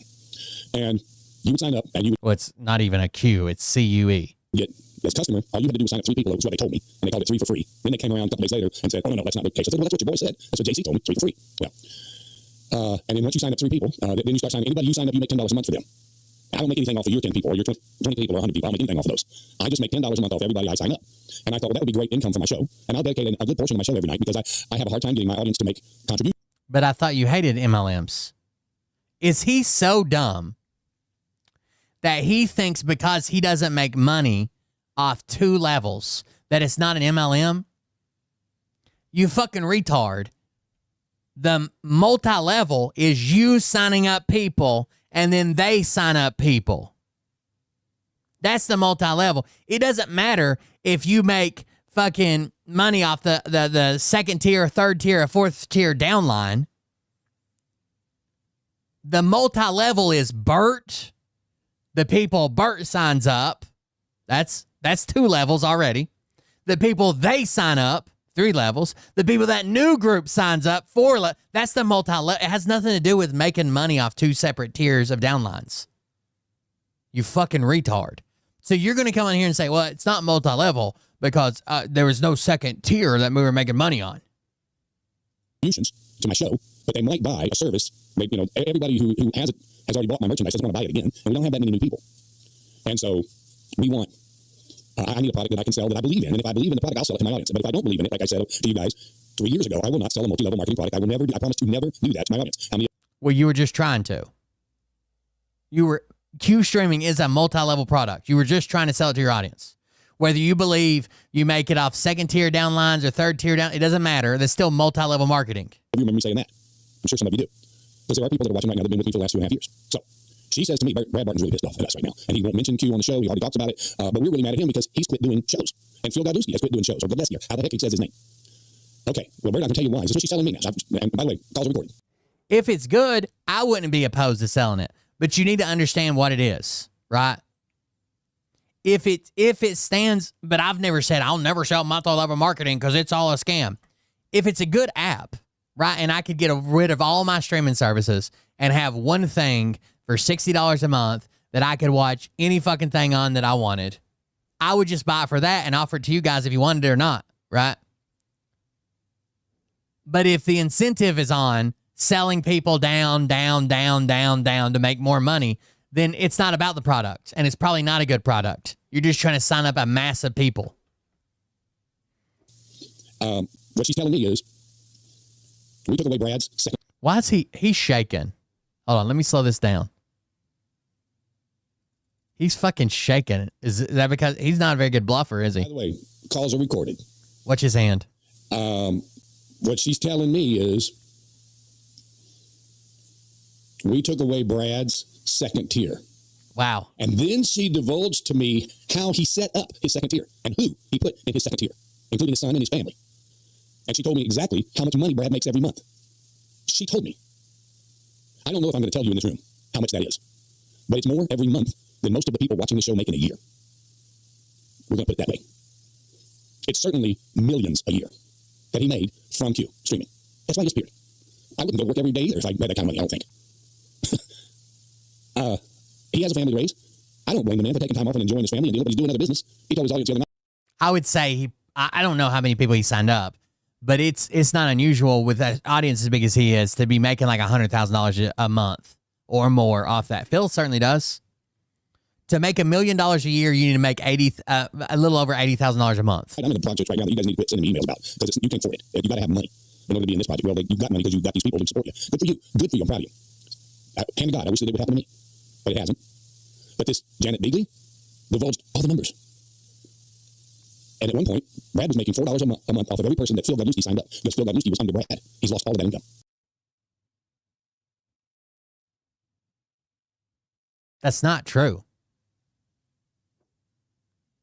Didn't Phil literally do a show with Brad to put Brad on Q streaming? Didn't we watch that happen? Am I misremembering it? Sure, maybe I'm wrong. Phil was doing it. Then he said he made friends with Brad and they were going to do a show together. They couldn't get the show timed right, so Brad announced it, and then Phil came on like a week later and said, yeah, we're doing it together. Is he not saying it backwards? Didn't we just watch it happen? Phil was doing it for months before Brad started doing it. Q. I'm not talking about any other MLM, the Q streaming one, correct? Poor guy's gone from. Brad, when Phil came on his show, he was even telling people how to set up their things, their fire sticks during the show because Brad had just started it and couldn't answer anybody's questions. Multiple millions a year down to 1 or 2 million a year. I just feel bad for him. But she told me all of this. That's very unprofessional. And it told me. Fake Runny Eggs just gifted 1 subs. Thank you very much, Fake Runny Eggs. Fuck Bart. That this company hasn't changed at all. Okay, so now they've got an app on the phone, and they supposedly have a much better service. I don't know because I didn't sign up for it. Because they first told me, we're going to give you your own Q channel, and we're going to sign you up for no charge. You'll get your monthly service because we know that you're struggling financially. Because we've been watching your show. Janet was coming on the show and watching the show all the time last month, and she was on the show last 2 nights. And she saw all 6 people in the chat? To go talking and telling me don't say a word to anybody yet, and then coming in the chat room and going, now something big's coming for Bert. We can't, Bert, don't talk about it yet. But I said, you know how many people contacted me and said, that sounds like Q streaming. Lapel said it in the room, and I didn't respond to him. It sounds like Q streaming to me. That's what it was. Another one reached out to me privately and said, I think I know who Janet is. And this person did a search and, yeah, you're right. I said, don't say nothing about it. So what happened? I didn't hear, Janet was supposed to call me on Monday. She didn't call me. Instead, I got an email. We decided that we're not going to offer you a channel. We just want you to get a bigger audience. Well, you knew I didn't have a big audience. Yeah. To quiet the rumors, yes, my special guest on last night's live was Brad Barton in an attempt to reintroduce him to our ever-growing movement. Many of the New Awake audience do not remember that Brad. Do not remember Brad. I thought my show would have been a great platform to offer him up to my followers.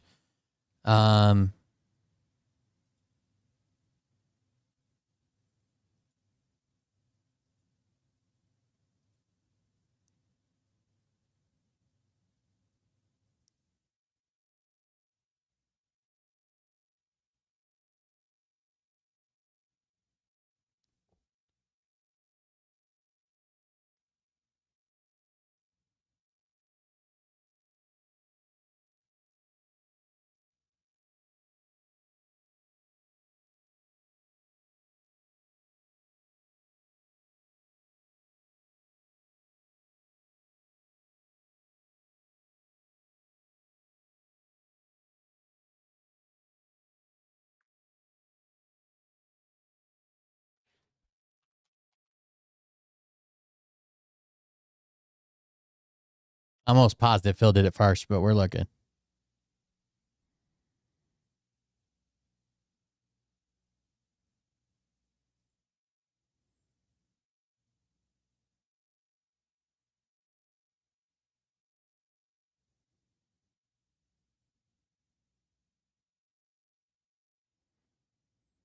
March of 2023.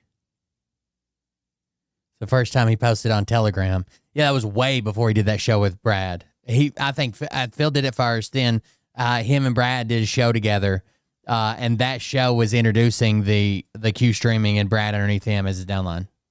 Big audience when you made the offer to me, and you tied up all my time for 4 weeks lying to me, and I have pitched people privately. I had 25 people set to sign up on day one.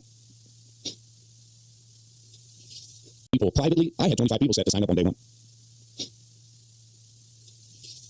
I'm not signing up now, and I'm telling every one of y'all, if you're on Q lying to me, I want you to get a bigger audience. Well, you knew I didn't have a big audience when you made. You don't have a big enough audience to get anything for free, bud.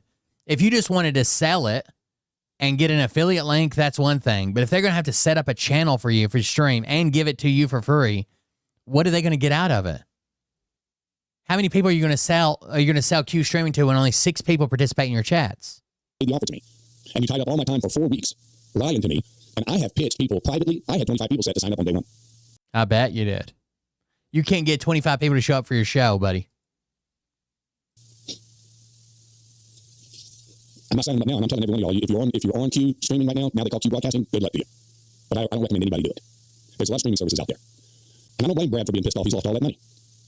And Phil Gablowski too. Now listen, guys, if what I'm telling you is inaccurate, don't blame it on me, blame it on Janet. And I'm going to tell you right now, if I know that Brock was just under Brad on there, how would I know that without her telling me?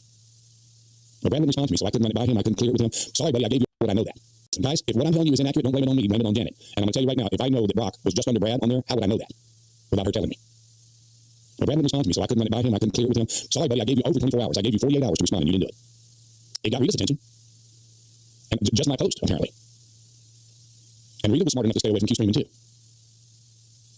So I stayed away from it, and they brought it back in, and they told, go tell your audience, because this is going to be huge. You're going to have your own channel. Folks, I'd already been setting up all kinds of things that were going to be happening on that channel. It looks like Phil started in March.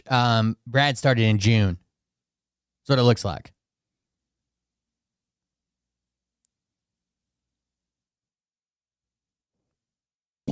Of 2023. Cooking show.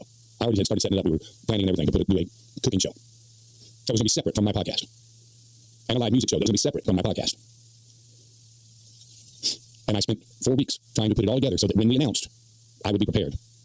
All that work went for nothing. We're not going to offer you a show. This isn't a no. It's just a no for now. Kiss my ass. Keep your cube. This isn't a no. It's just a no for now. Bro, she was in your chat. I can imagine someone coming to my chat and being like, oh, you have, 30, 40, 50 people participating in chat. It's not great. Maybe call us back when you have 100 people participating in chat. But you have like 6 people that participate through your show in chat. And you can say all you want. I've got 10,000 viewers right now. Those could be bots. We need people in chat engaging with the show, not playing in the background, not opening 15 tabs on their computers or other people's computers, in chat participating in the show. And you've got 5 or 6 or 7, dude. What did they stand to gain? What did you bring to them? Broadcasting and put it where the sun don't shine. I'll never talk to you again. Unblock us. We'll participate in your chat. You're a bunch of liars. And obviously you can't be trusted. Look what you just did to your 2 top salespeople. Wow. You can't do business like this, dude. It's one thing if they lied to you and they say, we're going to pay you $5,000 and they only paid you $1,000. They told you to kick rocks or whatever to expose that company. But a company just said, hey, you're not quite there yet, but we'll get you there eventually.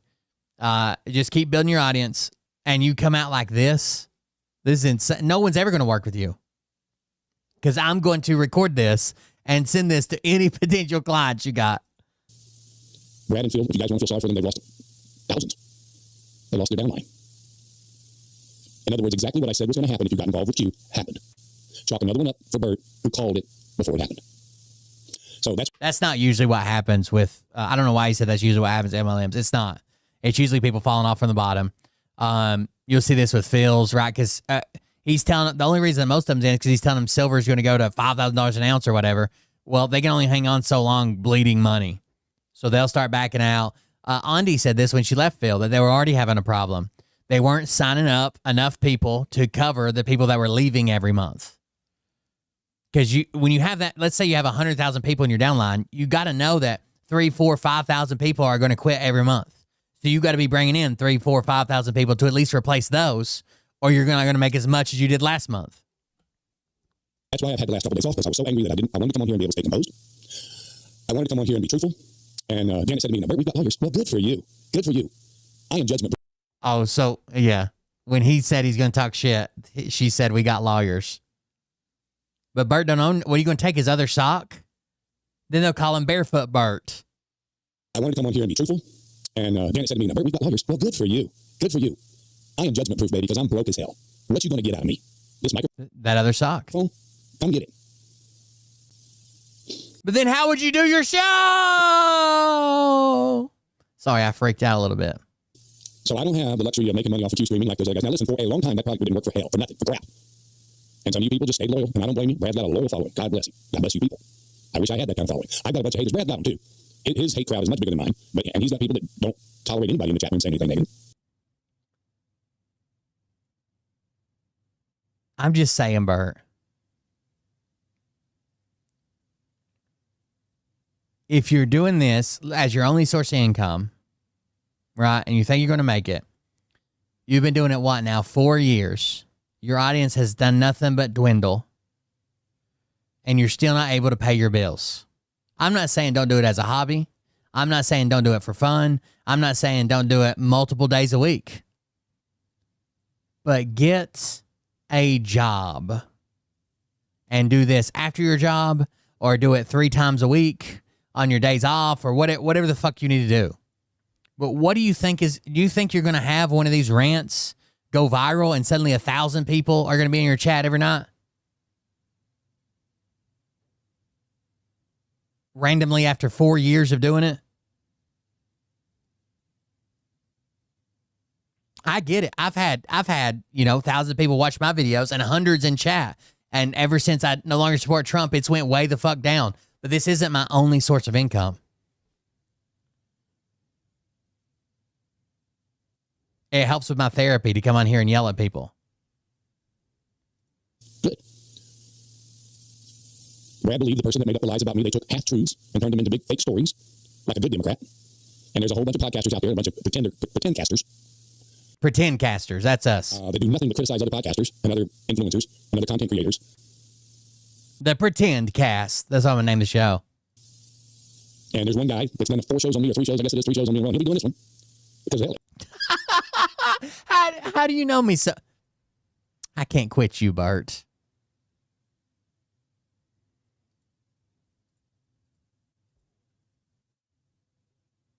It doesn't take anything for him to just watch my show and criticize my hair, criticize my shirt, whatever.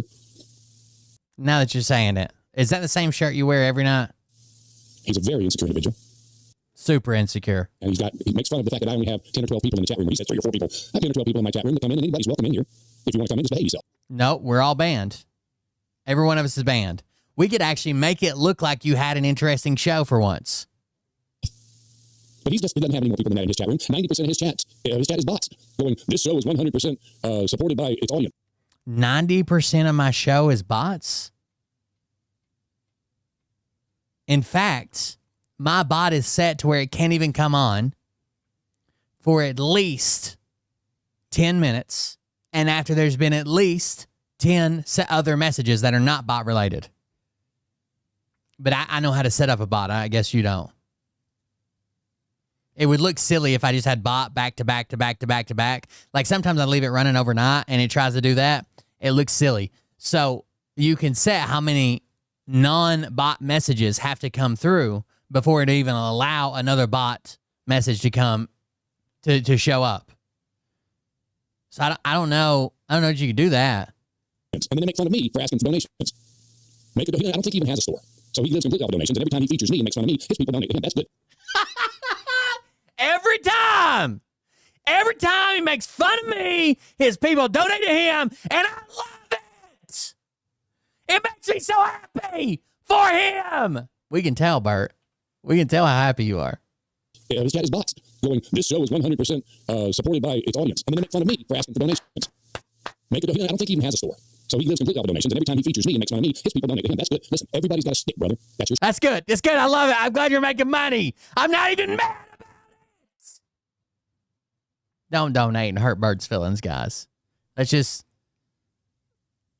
chill on the donations. I don't want him taking down his giant American flag so he can get to his window and jump out, okay? Your stick. That's good. I love it. You're doing great.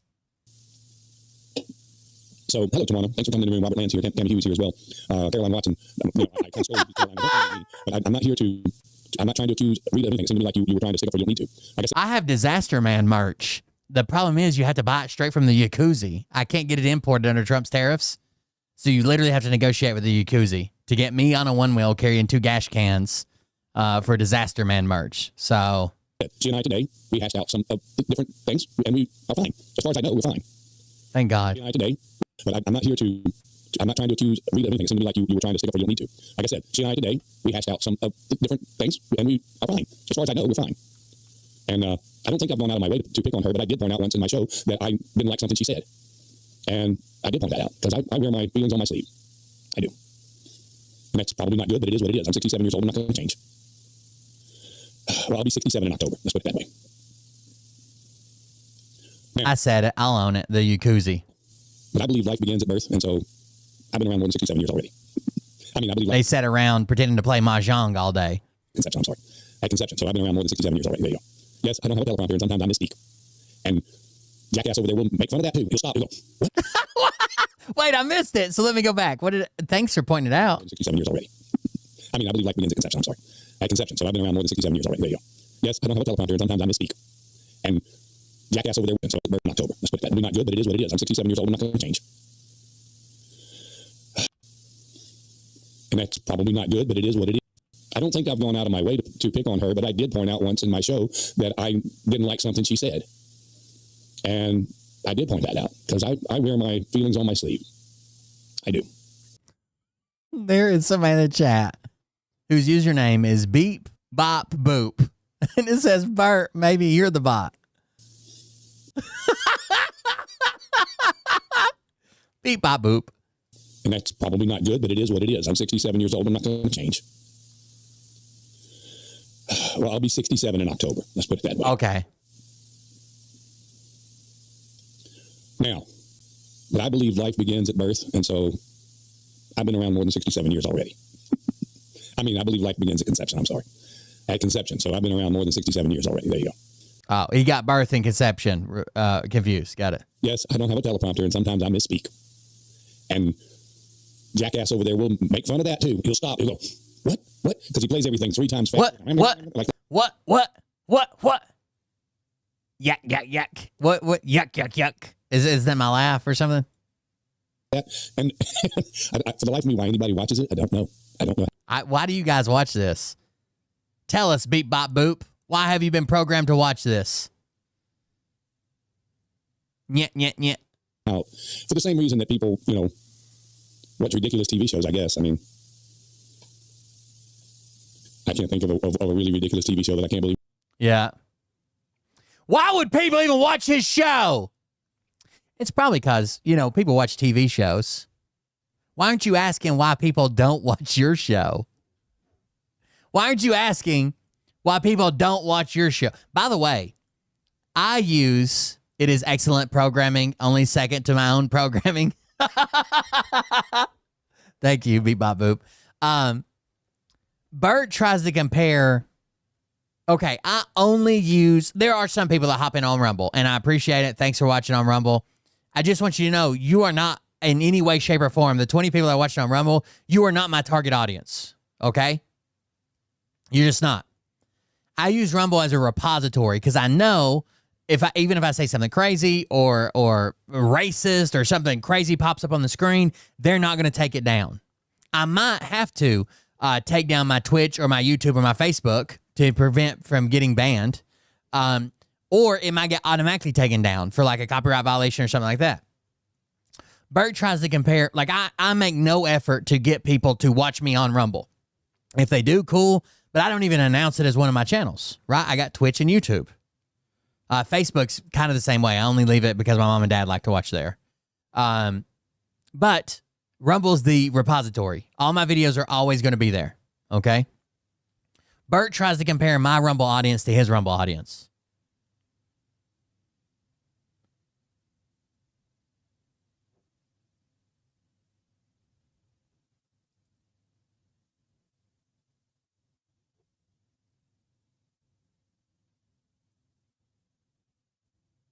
Imagine if I compared the news viewership of Fox News to the YouTube channel Fox News 123 Now.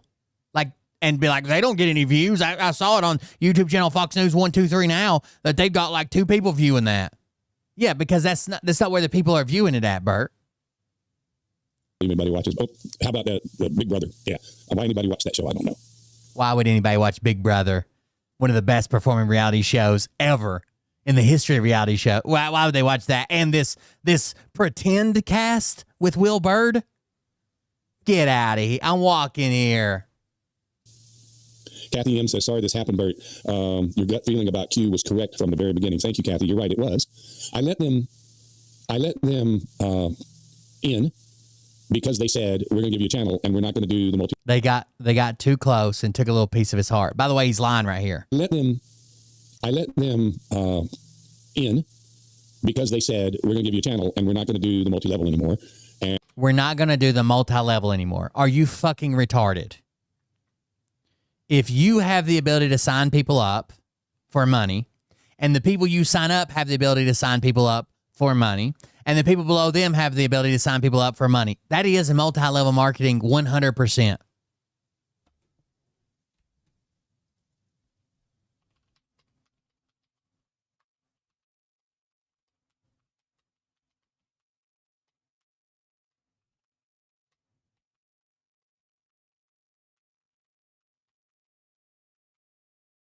Just because it doesn't have pass-through from lower tiers of the downline does not take it away from being multi-level marketing. You're just dumb. The multi-level comes in because you have a level that you market to a group of people. They market it to a group of people. They market it to a group of people. That's the multi-level, not the money passing through multiple levels. And we're going to... because we know your finances, we're not going to charge you anything to get you started. And I've got her saying, I know you're going to work. It's usually like the top 1% of an MLM makes serious money. And they advertise it like everybody can, right? So I bought a house and Brad Barton said, me and my wife quit our jobs being teachers and all that shit, right? None of that is true for 99.9% of people, right? It's the 0.1% or the 1% at the top. And they pretend like anybody can do it, working a couple hours a day, whatever days they want. We've got to try to make a great show for our thing, and I just can't. And then she says, I got outvoted by the authorities. Well, your brother owns the company. You're the vice president. Your brother owns the company, and you got outvoted by the tech department? Bullshit. What they were doing was they were trying to get me on here so that I think they gave me this information so I would divulge it and start a battle. I think they thought you had an audience, and clearly you don't. With Brad. I think that. Bert, I've had sponsorship. You keep saying, he doesn't have that many more people than we do. I've had sponsorships. I've had sponsorships that paid thousands of dollars. You just don't have the audience. I don't know what to tell you. And even, like I said, even if your viewers show 500 viewers, you've got to have people engaging in the chat, watching the whole show, staying active in the chat. When my chat starts to die down, I feel like I've been dragging on too long. I'm like, fuck it. We'll end it right here. That's what they were doing. Let's use Bert. Let's get Bert to get angry on camera, and then that'll wake Brad's ass up. Let's do that. Because she said he's very childish, he's very immature, and he's being very selfish. And he needs to wise up. Try to play me. Well, maybe you got what you wanted. Because maybe, I don't think Brad even watches my show. I don't think he does. I don't think anybody watches your show. You better be glad I brought these 100 people with me to watch it. Somebody in his audience might get to him. He's probably getting a call from Karen Roark right now. Brad, Bert's talking about you and he's giving away the numbers. So anyway, that's the main reason we came on here tonight. I do have some news for you. that we can share. Beep, bop, boop. This right here. Booga, booga. Is back up and running, everybody. And it took me a week to make that happen. Thank God. Because by all standards, I am flat broke. Okay. And so if you can go to bertlynch.com and make a donation tonight, you can do it there at the donate button and we'll get it in a few days, or you can Zelle or PayPal and we get it instantly. Amazing. Obviously, I have to have funding in order to maintain this show. No, in order to maintain your life. The show, you don't really have to do a whole lot, right? But yeah, to maintain your life. You're renting a place, okay? You're renting a place that you pay weekly. And in your last couple of shows, you're like, I'm 5 days behind. I'm 6 days behind. You're the entire week you rented behind. And, it's no secret that I'm having trouble paying the bills right now because I don't have QStream and making any money. I don't have, it was 23 dislikes to 10 likes. Investor right now who's helping out with the cost of keeping the show on the air. I haven't been able to really grow the show in the last year. I've only been able to keep it where it is. And it's making some inroads. We're picking up a few new followers. I don't know if it's because it's a pain in the butt to follow on Rumble, but right now we've got more people watching live than we have in 6 months. You have 300 followers on your channel.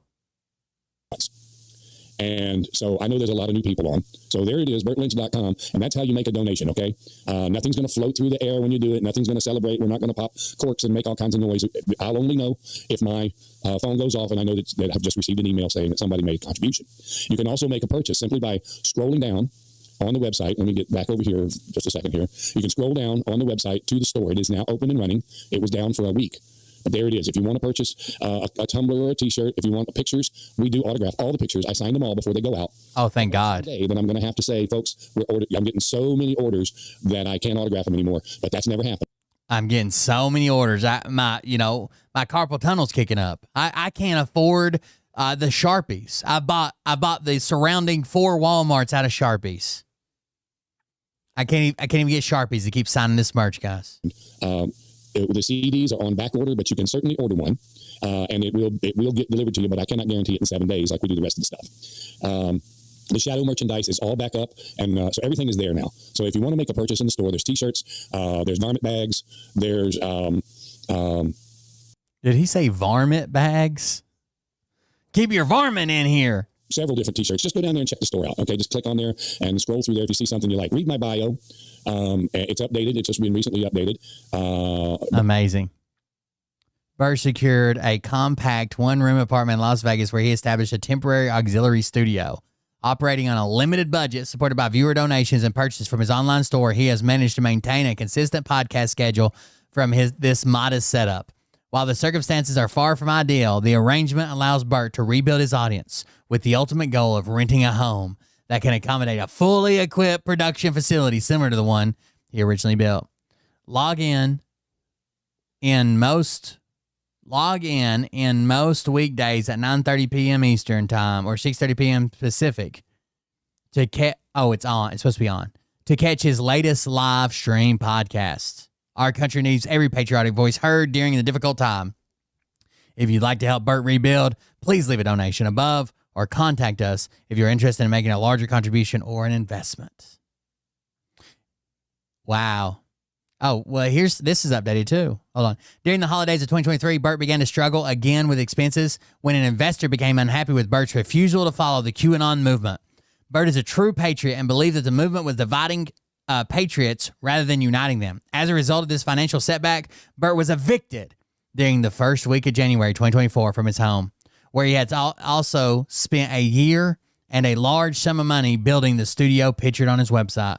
In 2024, the cost of renting a new house proved to be out of reach for Bert, forcing him to move from hotel to hotel. Unfortunately, poor internet connections in these hotels made it nearly impossible for him to produce his podcast, resulting in all of his equipment being placed in store. Oh. 2 months ago. So it's current. And but please, if you can possibly make a contribution tonight, make a donation just through Zelle or PayPal, you'd be really helping us. Vomit bags. Here's where you can puke after watching my show. Anyways, guys, support the show at coldbeer.fund. That pisses Bert off. Yeah, that'd be good for him.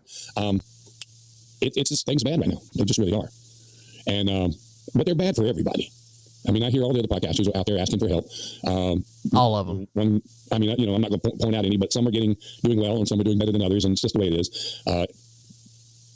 Alex Jones asked his audience, and he's got a viewership of millions, and he asked his audience.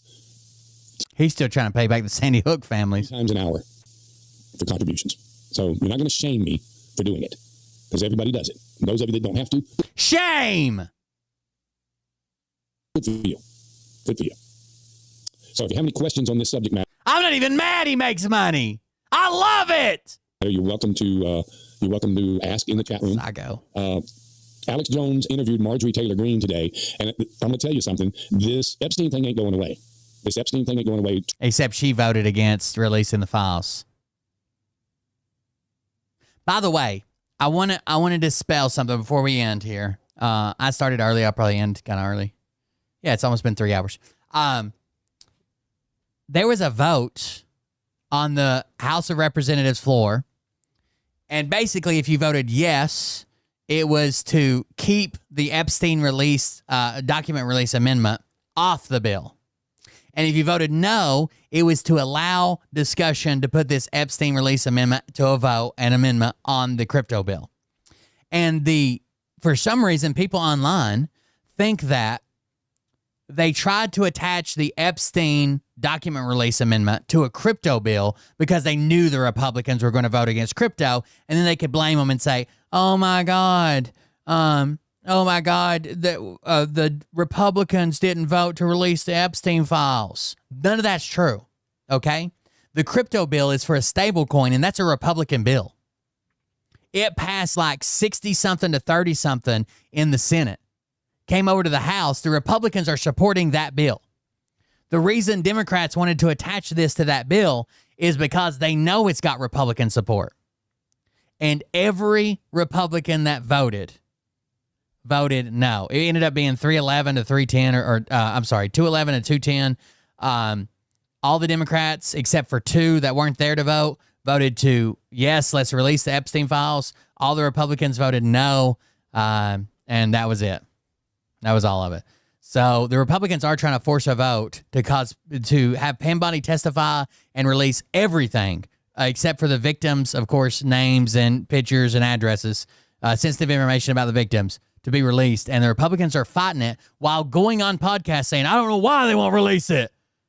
Why would they release it? Including Marjorie Taylor Greene. She voted to not release the files and then immediately went on a podcast appearance and it's like, we got to get them out there. I don't know what they're hiding. It only would have taken 2 or 3 Republicans. Been done.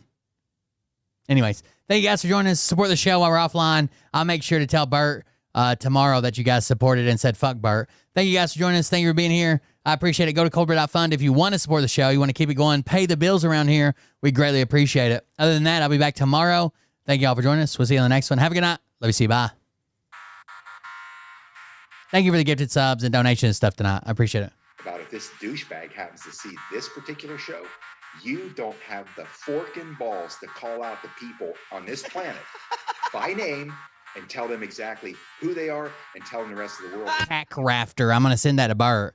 That you want to fuck Bert in the good way, whatever that means. I think he's celibate. Why don't you just leave him alone? Listen off, it's about to get lit. Get the place in the best, you know that stage is set. You better buckle up, cause you ain't seen none yet. The old cack rafter. Give her the old cack raft. Get the place in the best, you know that stage is set. You better buckle up, cause you ain't seen none yet. And they say that I'm a lunatic. Well, listen, bitch, I came equipped with. So the only reason that, some of the, on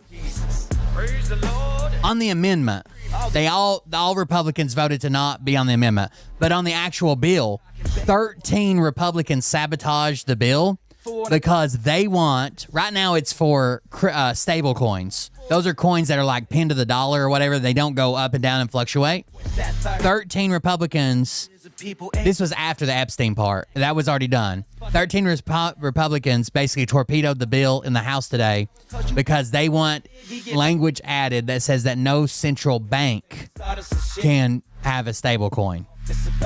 I guess they just want private industry with stable coins. But they're in favor of the stablecoin ideas. They just want the 13 that voted against it and torpedoed it want no central banks allowed to make a stablecoin added to it. But that means it'll have to go back to the Senate because the Senate sent it over, or what they voted through didn't have anything about central banks. Open his closet, I found some of his meat rockets. I strapped him to my shoes and then I blew. A little feline isn't cheating if you're celibate, right? F-16, high on amphetamine, with Trump in between. Put on a light coat of baby oil and saluted the troops. If I can get Madyson Marquette's JPay account Stop. and get her on a video chat, I'm going to see if she wants to do a show, an interview for the show. Come on, fucking stop. Dude, come on, seriously. I'll put some ramen noodles in her commissary fund or something. Oh my god. Damn it. Here we go, I think I started some shit. It's the off, it's about to get lit. Get the place in the bets, you know that stage is set. You better buckle up, cause you ain't seen none yet. Here we go, I think I started some shit. Piss them off, it's about to get lit. Get the place in the bets, you know that stage is set. You better buckle up, cause you ain't seen none yet. Round 3. Down goes Nino. Please say it isn't so. Got him backed up on the ropes, trying to ram it down his throat. Now things are getting rocking. He was doing so well. It's all over. Hands on his shoulders, they ringing his bell. Atsuko, you think you could get back into the U.S. right now? Search, they rework and copy. I bet you couldn't. First, ninth, and second string, and they acting like they know hitters. Assholes throwing bullshit, sending bronze to the shit. They find out you're a mod for this channel. That's hard to sleep. disbarred right there. In my window with this time of the night. These parasites, these leeches with Any memes on your phone? I know I've sent you some fucked up ones. heathens. Believing in reason with no meaning is bullshit. Will burn, mother. That's sad. You're busting the grifts. Here we go, I think I started some shit. It's the off, it's about to Good night, precious Bert. The power of Christ compels you to give little Bert a little kiss. Here we go, I think I started some shit. Piss them off, it's about to get lit. Get the place in them beds, you know that stage is set. You better buckle up, cause you ain't seen none yet. You don't have those guts.